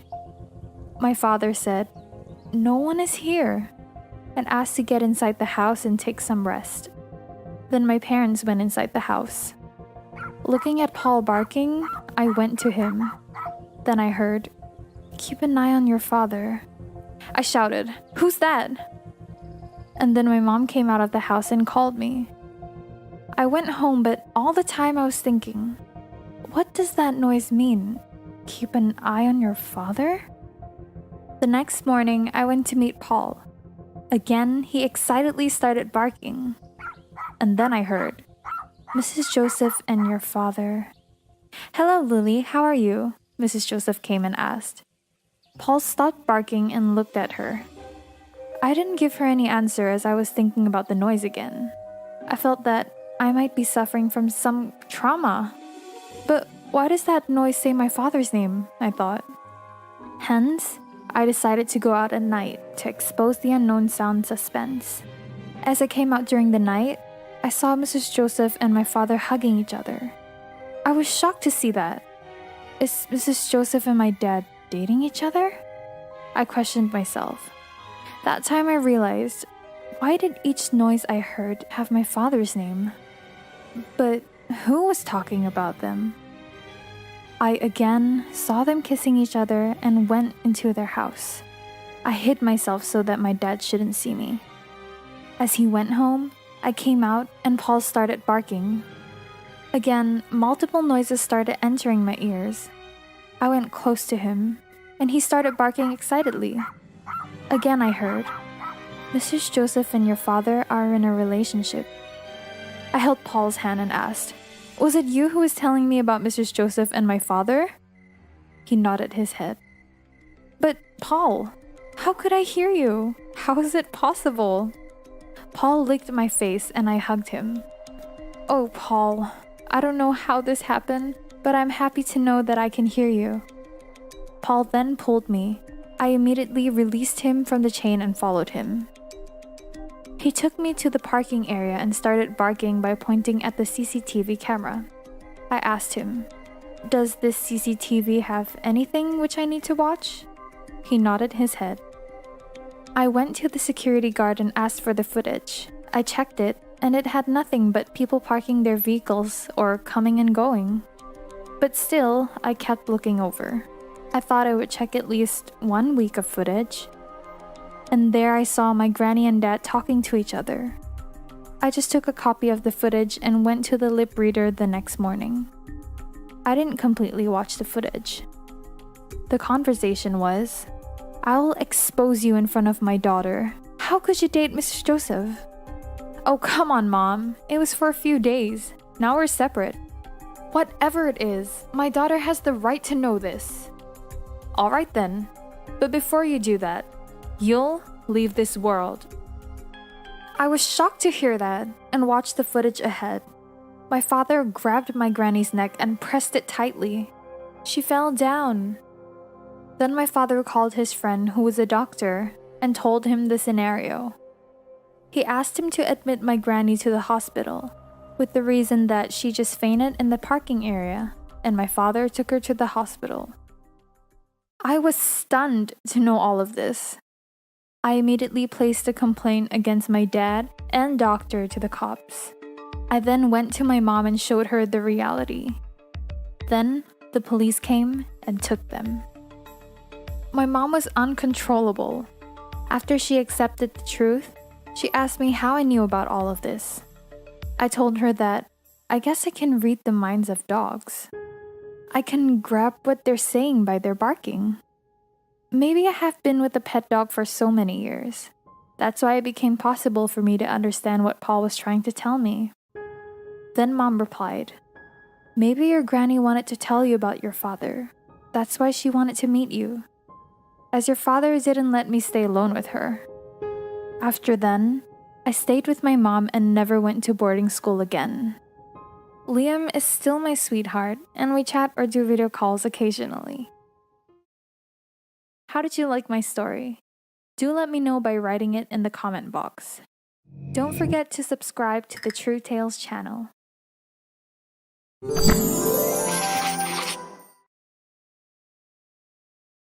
My name is Elizabeth. I live with my parents. My family moves a lot because of the nature of my dad's job. He's a football coach. Town to town, city to city, it was a never-ending circle. This is the 5th time we are moving in 10 years. As the only child of my parents, I never had it easy, having to change schools every time as a result. Moving to a new place, leaving my old friends with whom I would have just been getting used to. It was heartbreaking. I know I have a problem adjusting to a new place. Everyone seems to be nice, but you really don't know who they are. It's always difficult for me to sift through the good ones and the not-so-good ones when trying to make new friends in a new place. The first 3 times we moved that I can remember was tough on me. The most painful one was when I had to leave Cindy, my best friend. I cried all night before the day. We were so close and spent a whole lot of time together. She was my neighbor, friend, sister, and confidant. She was anything and everything I wanted her to be. My parents struggled to console me, but I didn't listen to anything they had to say. "We'd come to visit Cindy sometime," my mom said. I cried even more when I heard that. I couldn't bear seeing Cindy on just occasional visits. Years have passed, ever simple that time, and moving to new cities or towns is no longer as painful as it was when I was younger. I know better now, and I've become used to it. The only problem I have now, though, is the fact that I have to change schools every time we moved. Last 2 years, we moved to Austria, and I met a guy. He was really nice and cool and stuff. Then came that shocker. Not too long after we started dating, we moved. It was devastating for me. That relationship, like most long-distance relationships, didn't work. This year, we moved to Mexico. My mom searched for a good school, which I was enrolled. That was the beginning of another chapter in my life as I waited eagerly to resume school. The first day in a new school was really scary for me. I don't know how my new colleagues will welcome me. It's a scary place for a teenage girl with no brothers, I thought. As my mom always taught me, the first impression always matters. I was determined not to screw things up this time around. Way before the first day, I had already prepared the dress and shoes I was to wear. Bags, makeup, hairstyle were all predetermined before resumption. I didn't have such a nice experience the last time around, so I was really scared this time. It's a Monday, my first day at school. I had my hair done nicely by my mom, and I was looking smart and beautiful. Yes, I was looking really beautiful. No one needed to tell me that. I knew it by just staring at my mom's aged mirror. When my dad dropped me off at school, everyone seemed to be staring at me. I almost missed my step as I followed the directives given to me by my dad to locate my class. The school was really big and I was lost in less than 5 minutes. So I needed to ask questions. When I turned, I saw a boy. He was also a student. "Hello," I said. "Hi, how may I help you?" he replied. After a minute or two conversing, he took me to my class. That was the first person I talked to in the school. His name was John. John was a pretty boy, a senior in the school. His eyes blue, his chest broad, and his skin beautiful. He gave me goosebumps and I couldn't help thinking about him. When I got home after my first day, my mom saw that I was a little off. She saw that I wasn't minding the lunch I was served. "What's wrong?" she inquired. "Nothing," I replied. I really liked John, but I couldn't tell my mom that I liked a guy on my first day at school. John and I started texting, and within a short time, John started wooing me. He was flirting with me whenever he met me at school. We sat at the same table during lunch hours, and his friends were singing his praises, telling me how nice John was to have as a boyfriend. It was weird. I knew they were just trying to convince me to date him. Although I liked him too, I thought the pace at which everything was moving was too fast. One day I went to a school party and John asked me to take a walk with him. I did, and soon we came to a lonely road. He told me how much he loved and admired me. That night he had a certain glow in his eyes, enchanting really. All my defenses were down. I was vulnerable. John moved closer, held my hand, then my waist. Then he kissed me. I liked the kiss, but then I was nervous and pushed him away. He came closer again, and this time I couldn't do anything because his grip was firmer. That night, that sorry night, I lost my virginity. I cried because I wasn't ready, but John had his way with me all the same. I was young and naive, and perhaps he was a master of his game and has done that with many other girls in the past. On getting home from the party, my mom saw my state and knew what had happened even without me telling. She reported the case to the school authority, and John was duly punished for his actions towards me. John and I never spoke again afterwards. I couldn't wait for the next time we'd have to move. It was an experience I couldn't wait to forget. Anyways, I have now learned my lesson never to hide things from my mom anymore. She's in the position to give me counsel and guidance. It was a lesson I learned sorely.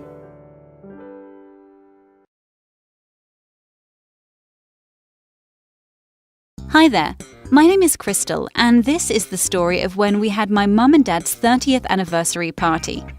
It was a huge bash. My 5 siblings and I arranged everything. We hired my parents' favourite local rock band to play. They even set up a stage and dance floor in the backyard.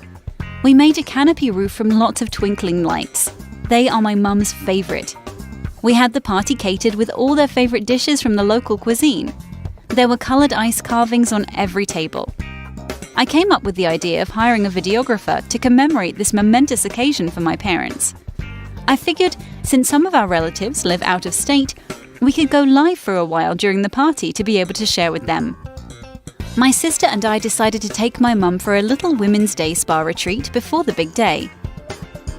We had such an amazing, relaxing time together. Something we've never taken the time to do, just us girls, before. The three of us got manicures and pedicures as well as a facial. We were delighted to see our mother enjoying herself and feeling like a queen for a day. Now my three brothers, their job for the day was to make sure to get all 200 invitations out to our friends, relatives and neighbours, with the larger percentage of people being local neighbours and friends, since we didn't have many relatives that lived near us. My siblings and I decided to get my parents a whole bunch of lottery scratch-offs and make a basket bouquet with them tied with ribbons. And we would present them at the party right before the end of the night fireworks that we had planned. The big day came. Everyone had an amazing time. My siblings and I danced the night away and really loved seeing our mum and dad have so much fun. As the end of the night drew near, we had the videographer go live on my social media account to connect with all our family and friends that couldn't make it, so they could see us present our parents with their lottery basket. As they scratched off each ticket, everyone was chanting and shouting, "Win, win, win, win," when all of a sudden my mum starts to scream, oh my, we won, we won!" Tears of joy were rolling down both their faces. My dad was in shock. One of their tickets they scratched and won was $1 million. Now in that basket were also tickets for a trip to Europe for both of them. They were so excited they didn't see it at first. Meanwhile, this whole time, not even realizing it, the videographer was still recording live on social media. However, while my parents went away on vacation to Europe and we siblings went to our farmhouse for a small outing, because of my posting on social media of the video that night, and all the information about their lottery winning, their gifts, and trip to Europe being out there for everyone to see, when we all came back from vacation, their house had been f***ed. The only good thing is that nobody was at home to get hurt. The police never did catch who did it, but after this incident, my parents installed a 24-hour surveillance system, and we will never again post too much on social media. What's your story? True Tales wants to hear it. If you also have any such moment, you can share it in the comment section below. Hit the like button if you liked my story. Subscribe to this channel to watch more such videos, and press the bell icon for more updates.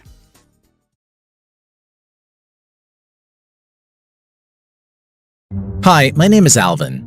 A year ago, my wife delivered a baby boy, and immediately, I left her. My wife seemed to be exquisite to me earlier. During her pregnancy, she gained a lot of weight, but I ignored it, thinking that after delivering a baby, she will be normal. But even after 6 months, she was overweight.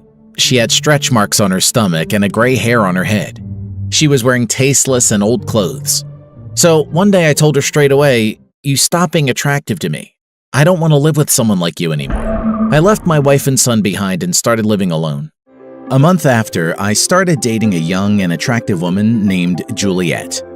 I spent most of the time with her. I went on a tour to different places along with her. I started spending a lot of money on her because I liked her very much. I loved fulfilling all her wishes and demands.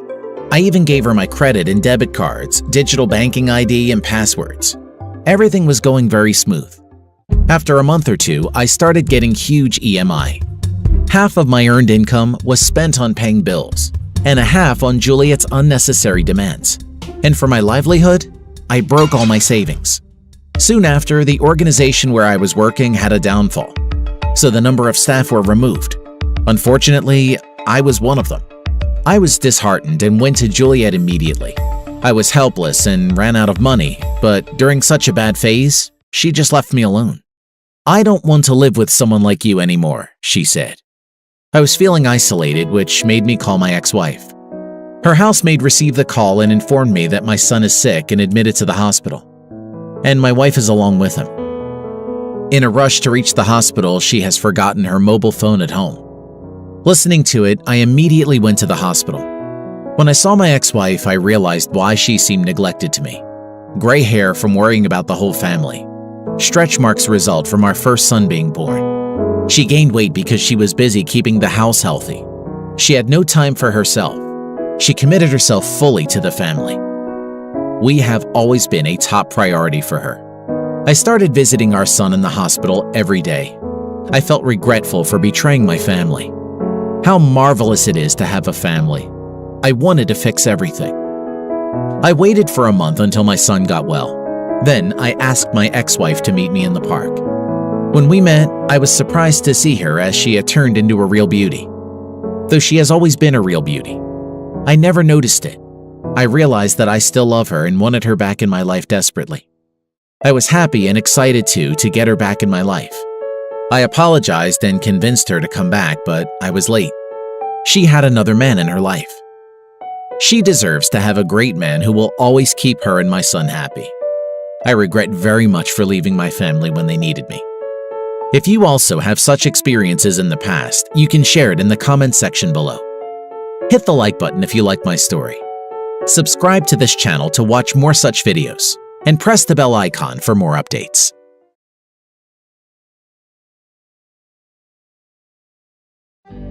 Hello there, I'm Allie and I'm 15 years old. My parents have never made me... Hello there, I'm Allie and I'm 15 years old. My parents have never made me... Hello there, I'm Allie and I'm Stepsister is a 12-year-old gymnast who has won many awards for her athletic ability, and she's a straight-A student. Meanwhile, I'm a bit of a chunky girl who doesn't do sports nor excels in school. They are constantly screaming at me mean things like, "Why can't you be more like your sister?" Or, "You're worthless and lazy." They will mutter these wrongdoing at me, and it beats down my self-esteem. I'm so low right now that I don't even want to live anymore. They told me that my sister was their favorite, and I would never amount to anything.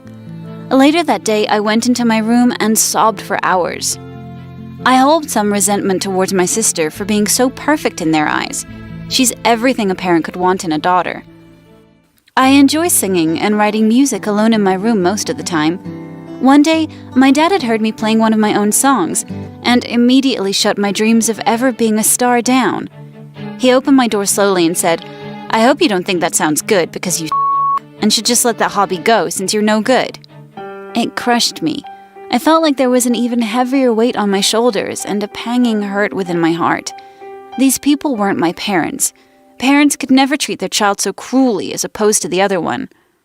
Even my sister knows she's their beloved. She uses it to pin them against me as well.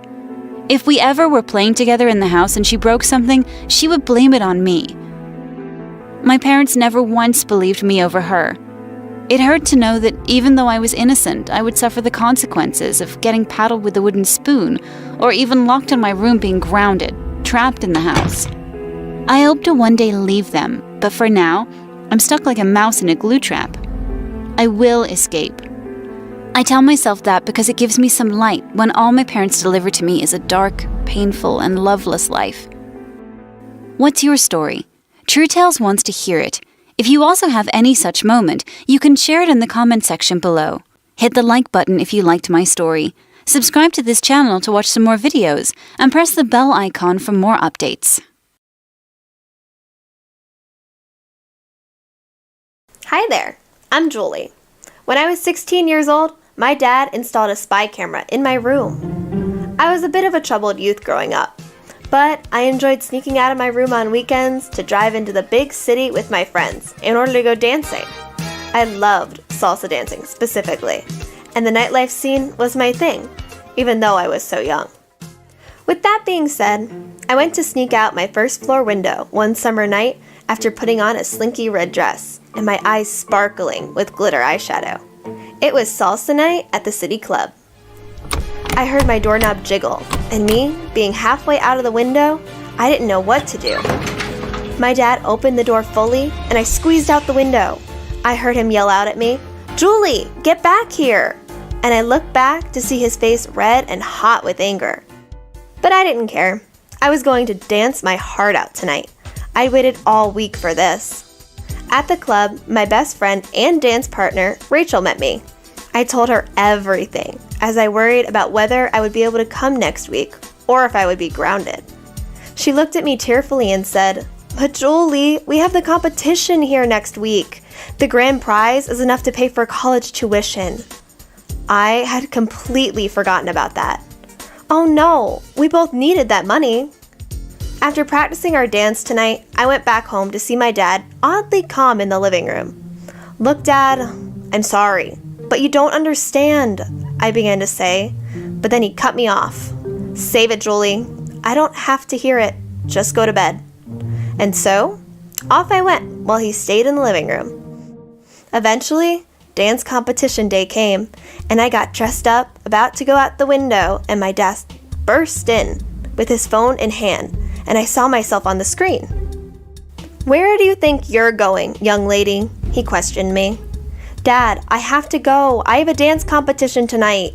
That's where I've been sneaking off to," I pleaded, while beginning to get upset that I would miss this important night. Then a thought popped into my head. How did he know I was just about to leave? And I was on his phone. Was he spying on me? He smirked and then said, "It doesn't matter. You're not going anywhere." "Dad!" I yelled, and then continued, "Where is the stupid camera?" Then I looked at the outside of the window. A lock had been placed on it. It was useless. At this point, I was going to miss the dance competition. So I texted Rachel to apologize, and we had a forfeit since I wasn't there. My dad didn't understand nor care. So I went to bed that night sick to my stomach after missing one of the most important events of my life due to my dad's spyware. Still, to this day, I haven't found out where the camera is, but it doesn't matter anymore. I'm 18 now and will hopefully be leaving this controlling home soon. What's your story? True Tales wants to hear it.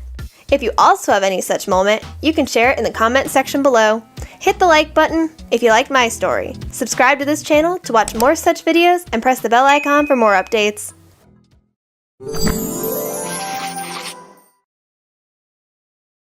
Hi, I'm Isabel, and this is the story of how I became a mother and a sister at the same time. It all started a few years back when I was a senior in high school. In the beginning of senior year, a boy named Kevin transferred into our class. His dad had just gotten a new job which required his family to move to my city. I remember thinking he was cute when I first saw him. He was one of those silent types who would listen more than they would speak. Eventually, we got to talking and I started growing more and more attached. He would often catch me staring at him in class and he would give me a knowing smile, as if to say, "I feel the same way." We started dating not long after, and those first few months were one of the happiest moments in my life. Kevin was one of the kindest people I've ever met. He would take me out to dates and movies, and he treated me like a princess. My mom loved him too. She would have no problem with me being out late at night as long as she knew Kevin was with me. My mom and I have always had a very special relationship. To me, she's not just a parent. She's also my sister and best friend. My mom is pretty young. See, she had me when she was just 18. She had met my dad in college and they got married when they were still students. She tells me it was one of those times when you just know that he's the one. Unfortunately, my dad was not long for this world. He died in an accident a year after I was born. When I was 14, my mom met Alan, and I could tell by looking at them that they loved each other dearly. He was a widower like my mom and had no children of his own. My mom had met him on a dating site, and after the first date, she came back home with a radiant glow on her face. I was so excited for her. I knew better than anyone how hard she had worked to raise me as a single mother and the struggles she had endured. She deserved to be happy, and what made her happy was Alan. Pretty soon he became an important part of our lives. A couple months into my relationship, I started feeling nauseous, and I was tired all the time. One day I was looking in the mirror, and I noticed that my breasts had grown bigger. That was when it hit me. A million thoughts ran through my head. I was scared, confused, and mortified all at the same time. I was only 18, which also happened to be the same age as my mother was when she had me. After I confirmed it with a pregnancy test, the first thing I did was call Kevin. I told him we need to talk. Poor guy, he thought I was going to break up with him. I sat him down and told him that I was pregnant. For a second, I could see a range of emotions flutter through his face, and I was reminded of why I had fallen for him in the first place. He was just like me. His hesitation was only momentary, though, as he immediately told me that he would support me all the way through our shared ordeal. If I haven't mentioned it yet, let me just say how lucky I am to have someone like Kevin who loves and cares for me deeply. The next person I told was obviously my mom. I gently approached the subject while making idle conversation. The minute she heard it, tears welled up in her eyes. She just looked at me and started crying. For a long while, she did not say a word and just kept sobbing with her hands in her face. I was utterly confused. Was she angry? Disappointed? Or were these tears of joy? And that is when I noticed her figure. She had gained weight, and like me, her breasts had become swollen. My worst fear came true when she told me she was pregnant as well. I was outraged. I thought to myself, how could she do this to me? I had been counting on her being there for me through my pregnancy and afterwards. But how could she do that when she would be taking care of her own child? My little sister. And that's when I realized how selfish I was being. After all she'd done for me, my mom had every right to be happy. Then I started crying as well. We hugged each other tightly and we both cried for a long while. So there we were, 2 pregnant women. What I initially thought of as a complication turned out to be a blessing in disguise. My mom and I were there for each other through every step of the process. We did all our shopping together. We went to the same doctor, and we even craved the same junk food. It was a unique yet blissful experience, and it helped a lot that my mom had already been through it once before. My little girl was born 2 days before her aunt. 2 years later, they both look so much alike that anyone would mistake them for sisters. My mom and I take turns watching over them so that she can spend time with Alan, who has now become my stepfather, and I can have more time alone with my beloved Kevin. Getting pregnant at the same time as my mom has been a miracle, and a special bonding experience that has brought us even closer to each other. All of this has taught me that there's definitely light at the end of every tunnel, and what may initially seem like an obstacle might just be the best thing that has ever happened to you. What's up? My name is Christine. I'm 29 and stay with my 5-year-old daughter. One day, I was watching my 5-year-old girl playing outside when I first sensed it, an ominous feeling that something is not right. I did not think much of it at first, ruling it off as a reminder to check if I had forgotten anything. The second and third time I got the feeling, I started to get concerned. I obviously had not forgotten anything major within this time frame. I was left to wonder what this feeling was about. That was when I started to notice changes in my child's behavior. Typically, she would play with many of her toys, constantly switching them around and leaving them out. But now she was attached to her small brown teddy bear. The bear had been a gift from her biological father for her recent birthday. She had not played with it until only recently. At first, there was nothing particularly concerning about this. She would talk to the bear and tell it stories. It was when she was appearing to have full conversations that I started wondering, was this a talking bear? Does my child have an extremely vivid imagination? Deciding to investigate, I asked my little girl about her teddy bear. The energetic child launched into full detailed stories about the wonderful adventures she had gone on with her teddy. Nothing was peculiar about her stories until she mentioned the stories Teddy would tell her at night. I asked what kind of stories she heard.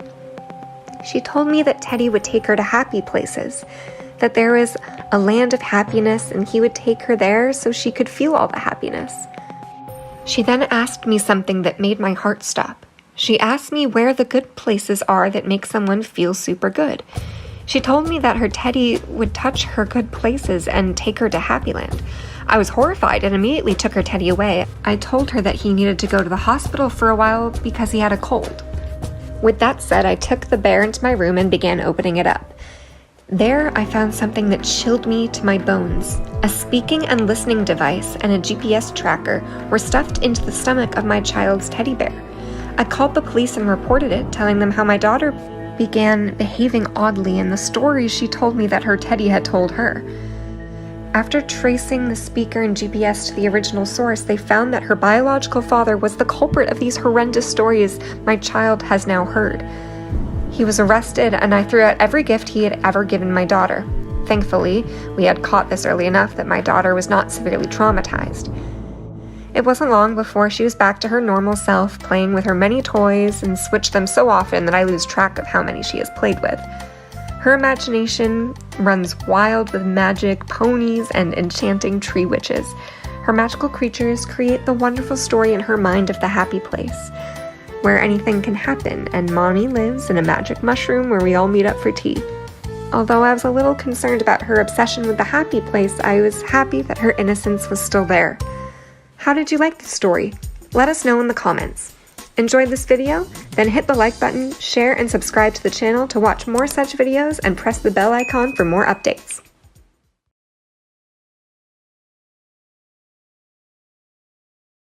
Hi there, my name is Alyssa, and this is a story about when my life got turned upside down. It all started when our neighbour and my mother's best friend Betty stopped by our house one morning. She had a brainstorm of an idea. She had convinced my mum that they should do a neighbourhood spring cleaning sale. And so my mum thought this was an awesome idea and decided to do some spring cleaning. She asked me to help her with this project and told me she wanted to completely clear out the entire barn in our back property. However, I wanted no part of anything that had the word work involved. We had a small argument about it, and I told her that I already have plans to stay at my friend Tiffany's this weekend to complete a summer project for back to school. She was very upset with me. I could tell by the way she stomped her foot and huffed at me and said, whatever. I thought to myself, phew, quick thinking, summer school project. What a joke. It didn't matter to me. I was off to Tiff's for the weekend. When the weekend was over and I returned home, it was really strange. As I pulled into the driveway, our barn looked strange to me. It stood out more than I remembered. Then, as I walked closer, I realized I could see the other side of the backyard through the windows, and that the sun was completely shining through. Now, I can't imagine how many truckloads or who she bribed to help her with this ludicrous idea that Betty got her into. But our gigantic barn, that's just about the size of most people's small houses, was now empty.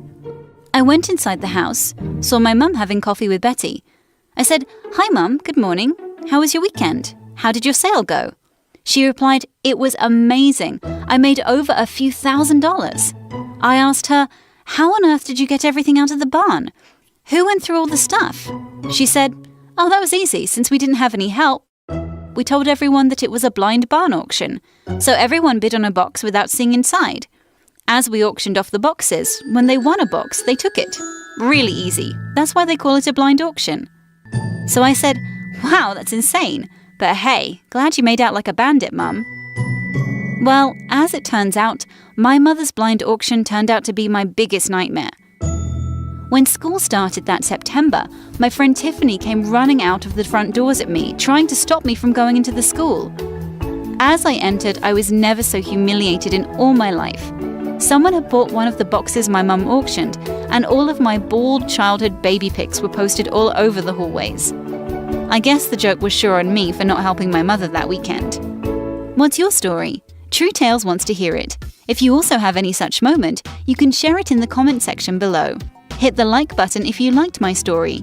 Subscribe to this channel to watch more such videos, and press the bell icon for more updates.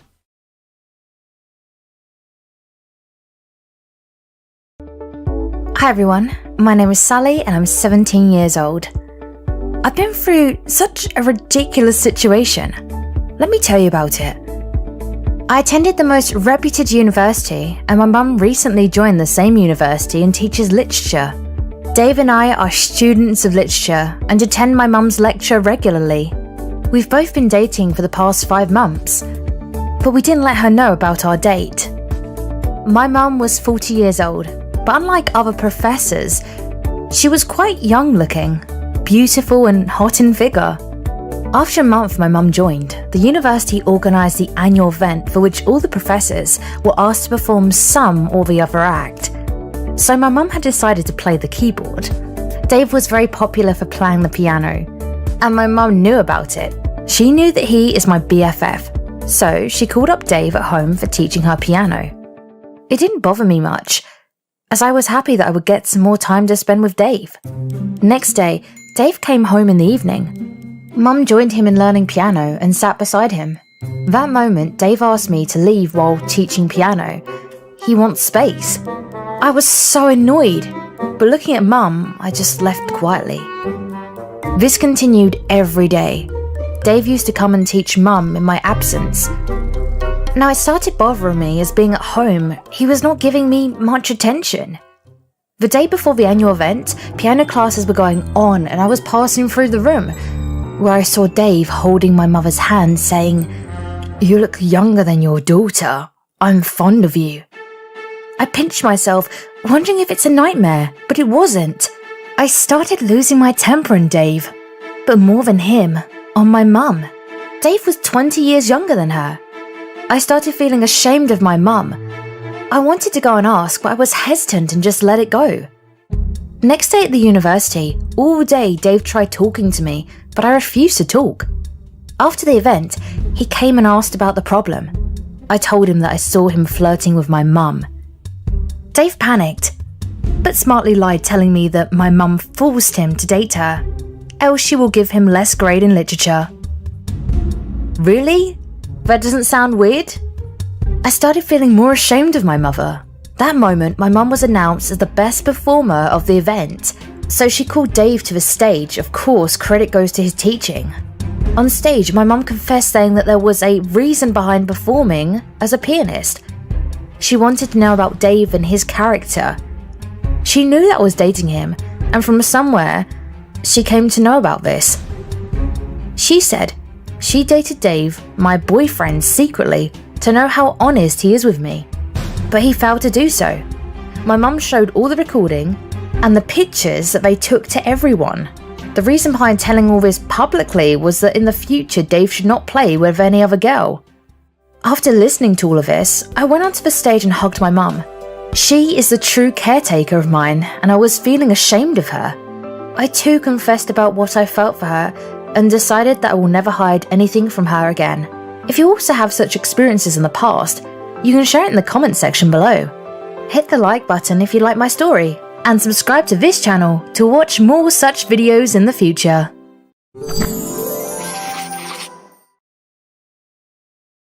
Hi, I'm Margaret, and I am 25 years old. I have been growing my hair out for as long as I can remember. I was like a real and living Rapunzel. But the fact was, my hair was a wavy dark brown while Rapunzel's was a golden blonde. I was not growing it out because of my liking or because my parents wanted it that way. It was just something that happened, and I let it be. I only got healthy trims. I was never tempted to do anything crazy. When I started dating Bryant, we were both fairly young. You could say that we were high school sweethearts. Neither of us was a huge risk taker. We both preferred to play it safe. That's why when Bryant first suggested giving me a haircut, I thought he was joking. It wasn't until he asked me a few more times over the course of a month that I realized he was serious. I considered it. Having long hair was pretty nice, but it was really heavy, especially when my hair weighed 10 pounds. I also would save a lot of money on shampoo and conditioner as well, as save the time it takes for me to do my hair. I could only see the benefits, so I agreed. Bryant was absolutely ecstatic. He gushed about how cute I would look and how excited he was and how he no longer was going to be whipped in the face every time I turned around. That last one got me by surprise. I had no clue that I accidentally attacked him. I was thankful that he was such a kind boyfriend and did not complain about it. We were both looking into different hairstyles and lengths. Because I had never done anything drastic, I was unsure about what length I should keep. After looking into maybe millions of different styles, I decided my hair should be long in the front and short in the back. This is going to be a huge change, and I was both scared and excited about it. When the day finally came, I could barely sit still. Bryant set up a little chair and mirror. He turned me away from the mirror until he was done, and then he revealed. As he took the scissors to my face, I squealed. Bryant started encouraging me, telling me that I'm going to look even cuter than I look, and that it is good to do new things. As he spoke, he was cutting my hair. With every snip of the scissors, my head felt lighter. When he had finished shortening my hair, I shook my head a bit. It felt so free and weightless. This feeling was incredible. I could hardly wait to turn around and see how I looked. Bryant kept clipping and styling my hair. I could feel the cold steel of the scissors against the nape of my neck. I looked down on the floor and gasped. There was so much hair. How am I going to look like? As Bryant turned me to the mirror, I covered my mouth in shock. I looked like a completely different person. I got up and hugged Bryant. I was crying as I thanked him for the haircut and for encouraging me. I could hardly believe the huge difference. I felt like a completely new person. I and Bryant celebrated this momentous occasion by going on a fancy date. There, he proposed to me, and now we have been happily married for 4 years. My hair is still in a short bob. Hi, I am Jade, and I want to tell you a story of how one of the most important evenings of my life went terrible. This is Raquel, my boyfriend. We've been dating for the past 4 years, and everything was going great. A week ago, he told me that his parents wanted to meet me. As far as I knew, Raquel was very close to his parents, more than anyone else, including me. So I was very tensed and tried canceling the meeting by giving different excuses. I have fallen sick, met with a fake accident, and injured my leg. My aunt showed up for an unpredicted visit. After so many tricks, one evening I was relaxing in my hostel room, listening to my favorite songs on the iPod. And then the room doorbell rang. I opened the door and I was surprised to see Raquel. Raquel asked me to change my clothes quickly as he has planned for a romantic dinner. Woohoo! That was sweet of him. In no time, I went inside and came back from getting ready. We get into the car and he took me on a long drive. It was a romantic dinner. It should be full of surprises, so I hesitated to ask him anything. Finally, the car stopped. I thought we reached the destination, but I could not see any hotel. We got out of the car and I could only see the apartments. Then Raquel came close to me and said, "Let's go home. Romantic dinner is waiting for us." What? Romantic dinner at home? He lied! No, but he did do the same thing I had done so many days before. We walked together and reached the elevator. Raquel asked me to remember that his mom belongs to a very elegant, superior, and royal family, and his dad is a retired Navy officer. I was boiling with anger. I just wanted to forget that I'm standing outside his house and wanted to kill him. I used Google to search articles on the Navy so that I could connect with Raquel's father. But there was so much information available that I was just getting confused. We reached the door, and I was pissed off. I grabbed Raquel's neck with both of my hands and tried squeezing it. Right at that moment, the door opened, and his parents saw my cruel behavior. It was undoubtedly embarrassing that his parents saw me doing all that. But they tried to be polite, pretending they hadn't noticed anything. And yes, this was just the beginning. I entered the house, and the interior was remarkable. Royal furniture, beautiful chandeliers, expensive paintings, lavish curtains perfectly depicted the life of the royal family. I was so amazed, and I didn't know that Raquel was so rich. Raquel's mom invited me to sit at the table. She was very graceful and haughty, but that was fine for me. All the dishes on the table looked like they were served in a 5-star hotel. Food was served, and I was getting hungry. Without waiting for anyone, I started eating. Raquel's mom and dad were looking at me with their eyes goggling, but then Raquel giggled so loudly to make the situation pleasant. Finally, they joined him too, giggling, and started eating. I was busy eating delicious food, and in the middle of it, Raquel's father asked me about my plans. I stopped eating at that moment, drank a small amount of water before speaking anything, and burp. Yuck, that was my cheap etiquette. When I started talking, I felt so embarrassed that I couldn't control my weird behavior. Guessing by the look Raquel's parents were giving each other, I concluded that this was their first experience meeting such a weird girl like me, and so I decided to remain quiet. The conversation was quite uncomfortable. Eventually, after finishing my meal, I slowly and softly held the glass of water and started drinking. Now, I wasn't sure what bad luck I would face. That moment, another question arises from Raquel's mom. Do you know that Raquel is gay? What? Oh gosh, not again. I just puke all the water in my mouth on Raquel's mom. I am sorry. I am very sorry. I apologized to his mom, but that minute, Raquel is gay was the only thing going in my mind. I fume on Raquel. Are you gay? Raquel was scared enough looking at my aggressiveness, but then his father holds me and said, Raquel's mom was just pulling your leg. Oh my god, what is happening tonight? I was so humiliated and couldn't face her now. I took my purse and ran from the place. Hey y'all, this is Sarah, and today I will tell you the story of how my twin's boyfriend made me pregnant by mistake. I broke into a cheesy grin as the DJ started to play my favorite song. Baby, you're a firework. I screamed along to the Katy Perry hit, surrounded by friends. 2 girlfriends and I were at our favorite venue, celebrating the end of a long week. My twin sister Jen was supposed to come with us, but she had a headache and decided to stay home. This one's for Jen! We cheered with our glasses in the air as the track changed to a Sean Paul song. Midway through my gleeful boogie, I jolted as I felt a pair of hands loop around my waist. Hey you, the stranger whispered into my ear. I whirled around to see a stunning, dark-haired guy wearing a button-down shirt smiling at me. My cheeks flushed at his forwardness, but with a few vodka tonics in me, I embraced it.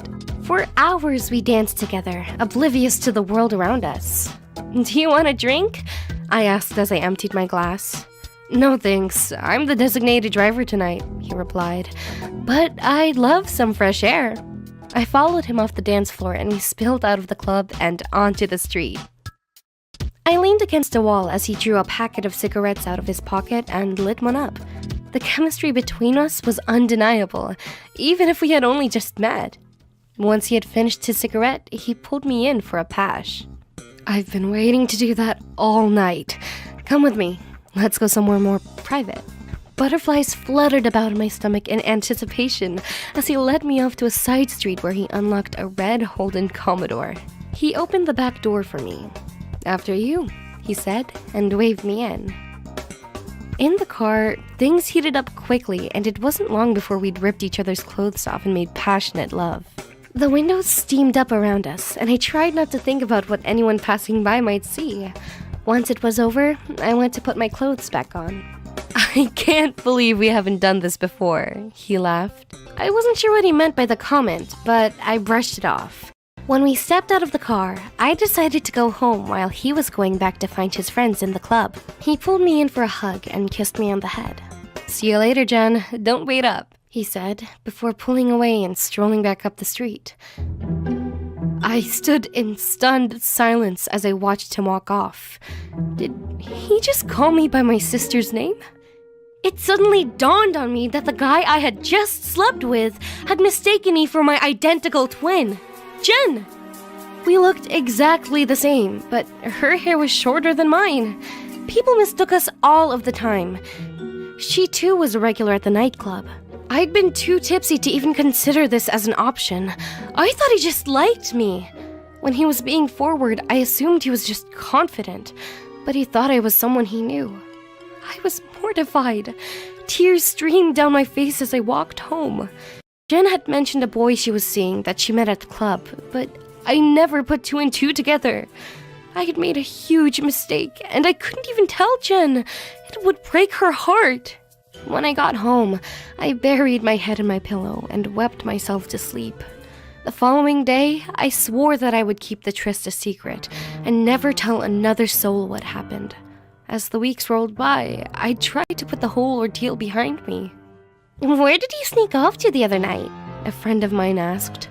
Oh, I wasn't feeling too well, so I decided to go home, I lied. When she asked me if I was free to go for another night out, I checked my diary. As I scanned the dates, it dawned on me that I'd missed my period. I was 5 days late. My heart thumped as I raced to the chemist to pick up a pregnancy test. Surely I wasn't pregnant. When I got home, I peed on the stick and spent 2 agonizing minutes waiting for the result. As it came up, I let out a wail. It was positive. I hadn't slept with anyone since the boy in the club. His name was Jono, and he and Jen had become an official couple. How had I gotten myself into this mess? I decided I would tell people half of the truth. I would say that I slept with a guy after a night out at the club, but I didn't know his name. At the time, that was true. The following day, I knew I had to tell Jen. When I got to her house, I fumbled nervously with my sleeve as she answered the door. Jen, I'm pregnant. I slept with a guy on a night out, but I don't remember his name. It came out of my mouth like vomit. I looked down at the floor, ashamed. I didn't want to see the expression on her face, but she was so supportive. Sarah, that is amazing. You're going to have a mini-me running around. I couldn't be happier for you, she said. Her encouragement felt like a knife to the heart. She was being lovely, but I was stabbing her in the back. As my pregnancy progressed, her relationship with Jono went from strength to strength. They even planned to move in together. When she introduced us, I pretended I'd never met him. Every time I saw Jen, the truth was on the tip of my tongue, but I could never muster the courage to tell her. I wished she would just dump the guy so that the issue would just go away. But that didn't happen. At 38 weeks, I gave birth to a healthy baby boy, and I called him Brock. One thing I know is that I can never tell anyone who the father is. From the moment Brock was born, I fell in love, and he brings meaning to my life. For now, Brock and I have each other, and that is enough. Hiya, I'm Julia. And when I was 13, my dad got remarried to a woman 10 years his junior. This woman who became my stepmom was a devil to me whenever he wasn't around. My mother had passed away when I was about 5 years old, and the older I get, the more my memories fade of her. My father raised me until I was 13, in which him and I always bonded together. We would go out fishing and enjoy days out on the lake together, or we would get ice cream once a week at our local parlor. But when my stepmom came into the picture, that was all ripped to shreds. My father had a new focus, and at first I was happy he had finally found love after being widowed and alone for so long. But soon, I would come to find out it would be my living nightmare. My stepmother's name is Martha. I initially thought Martha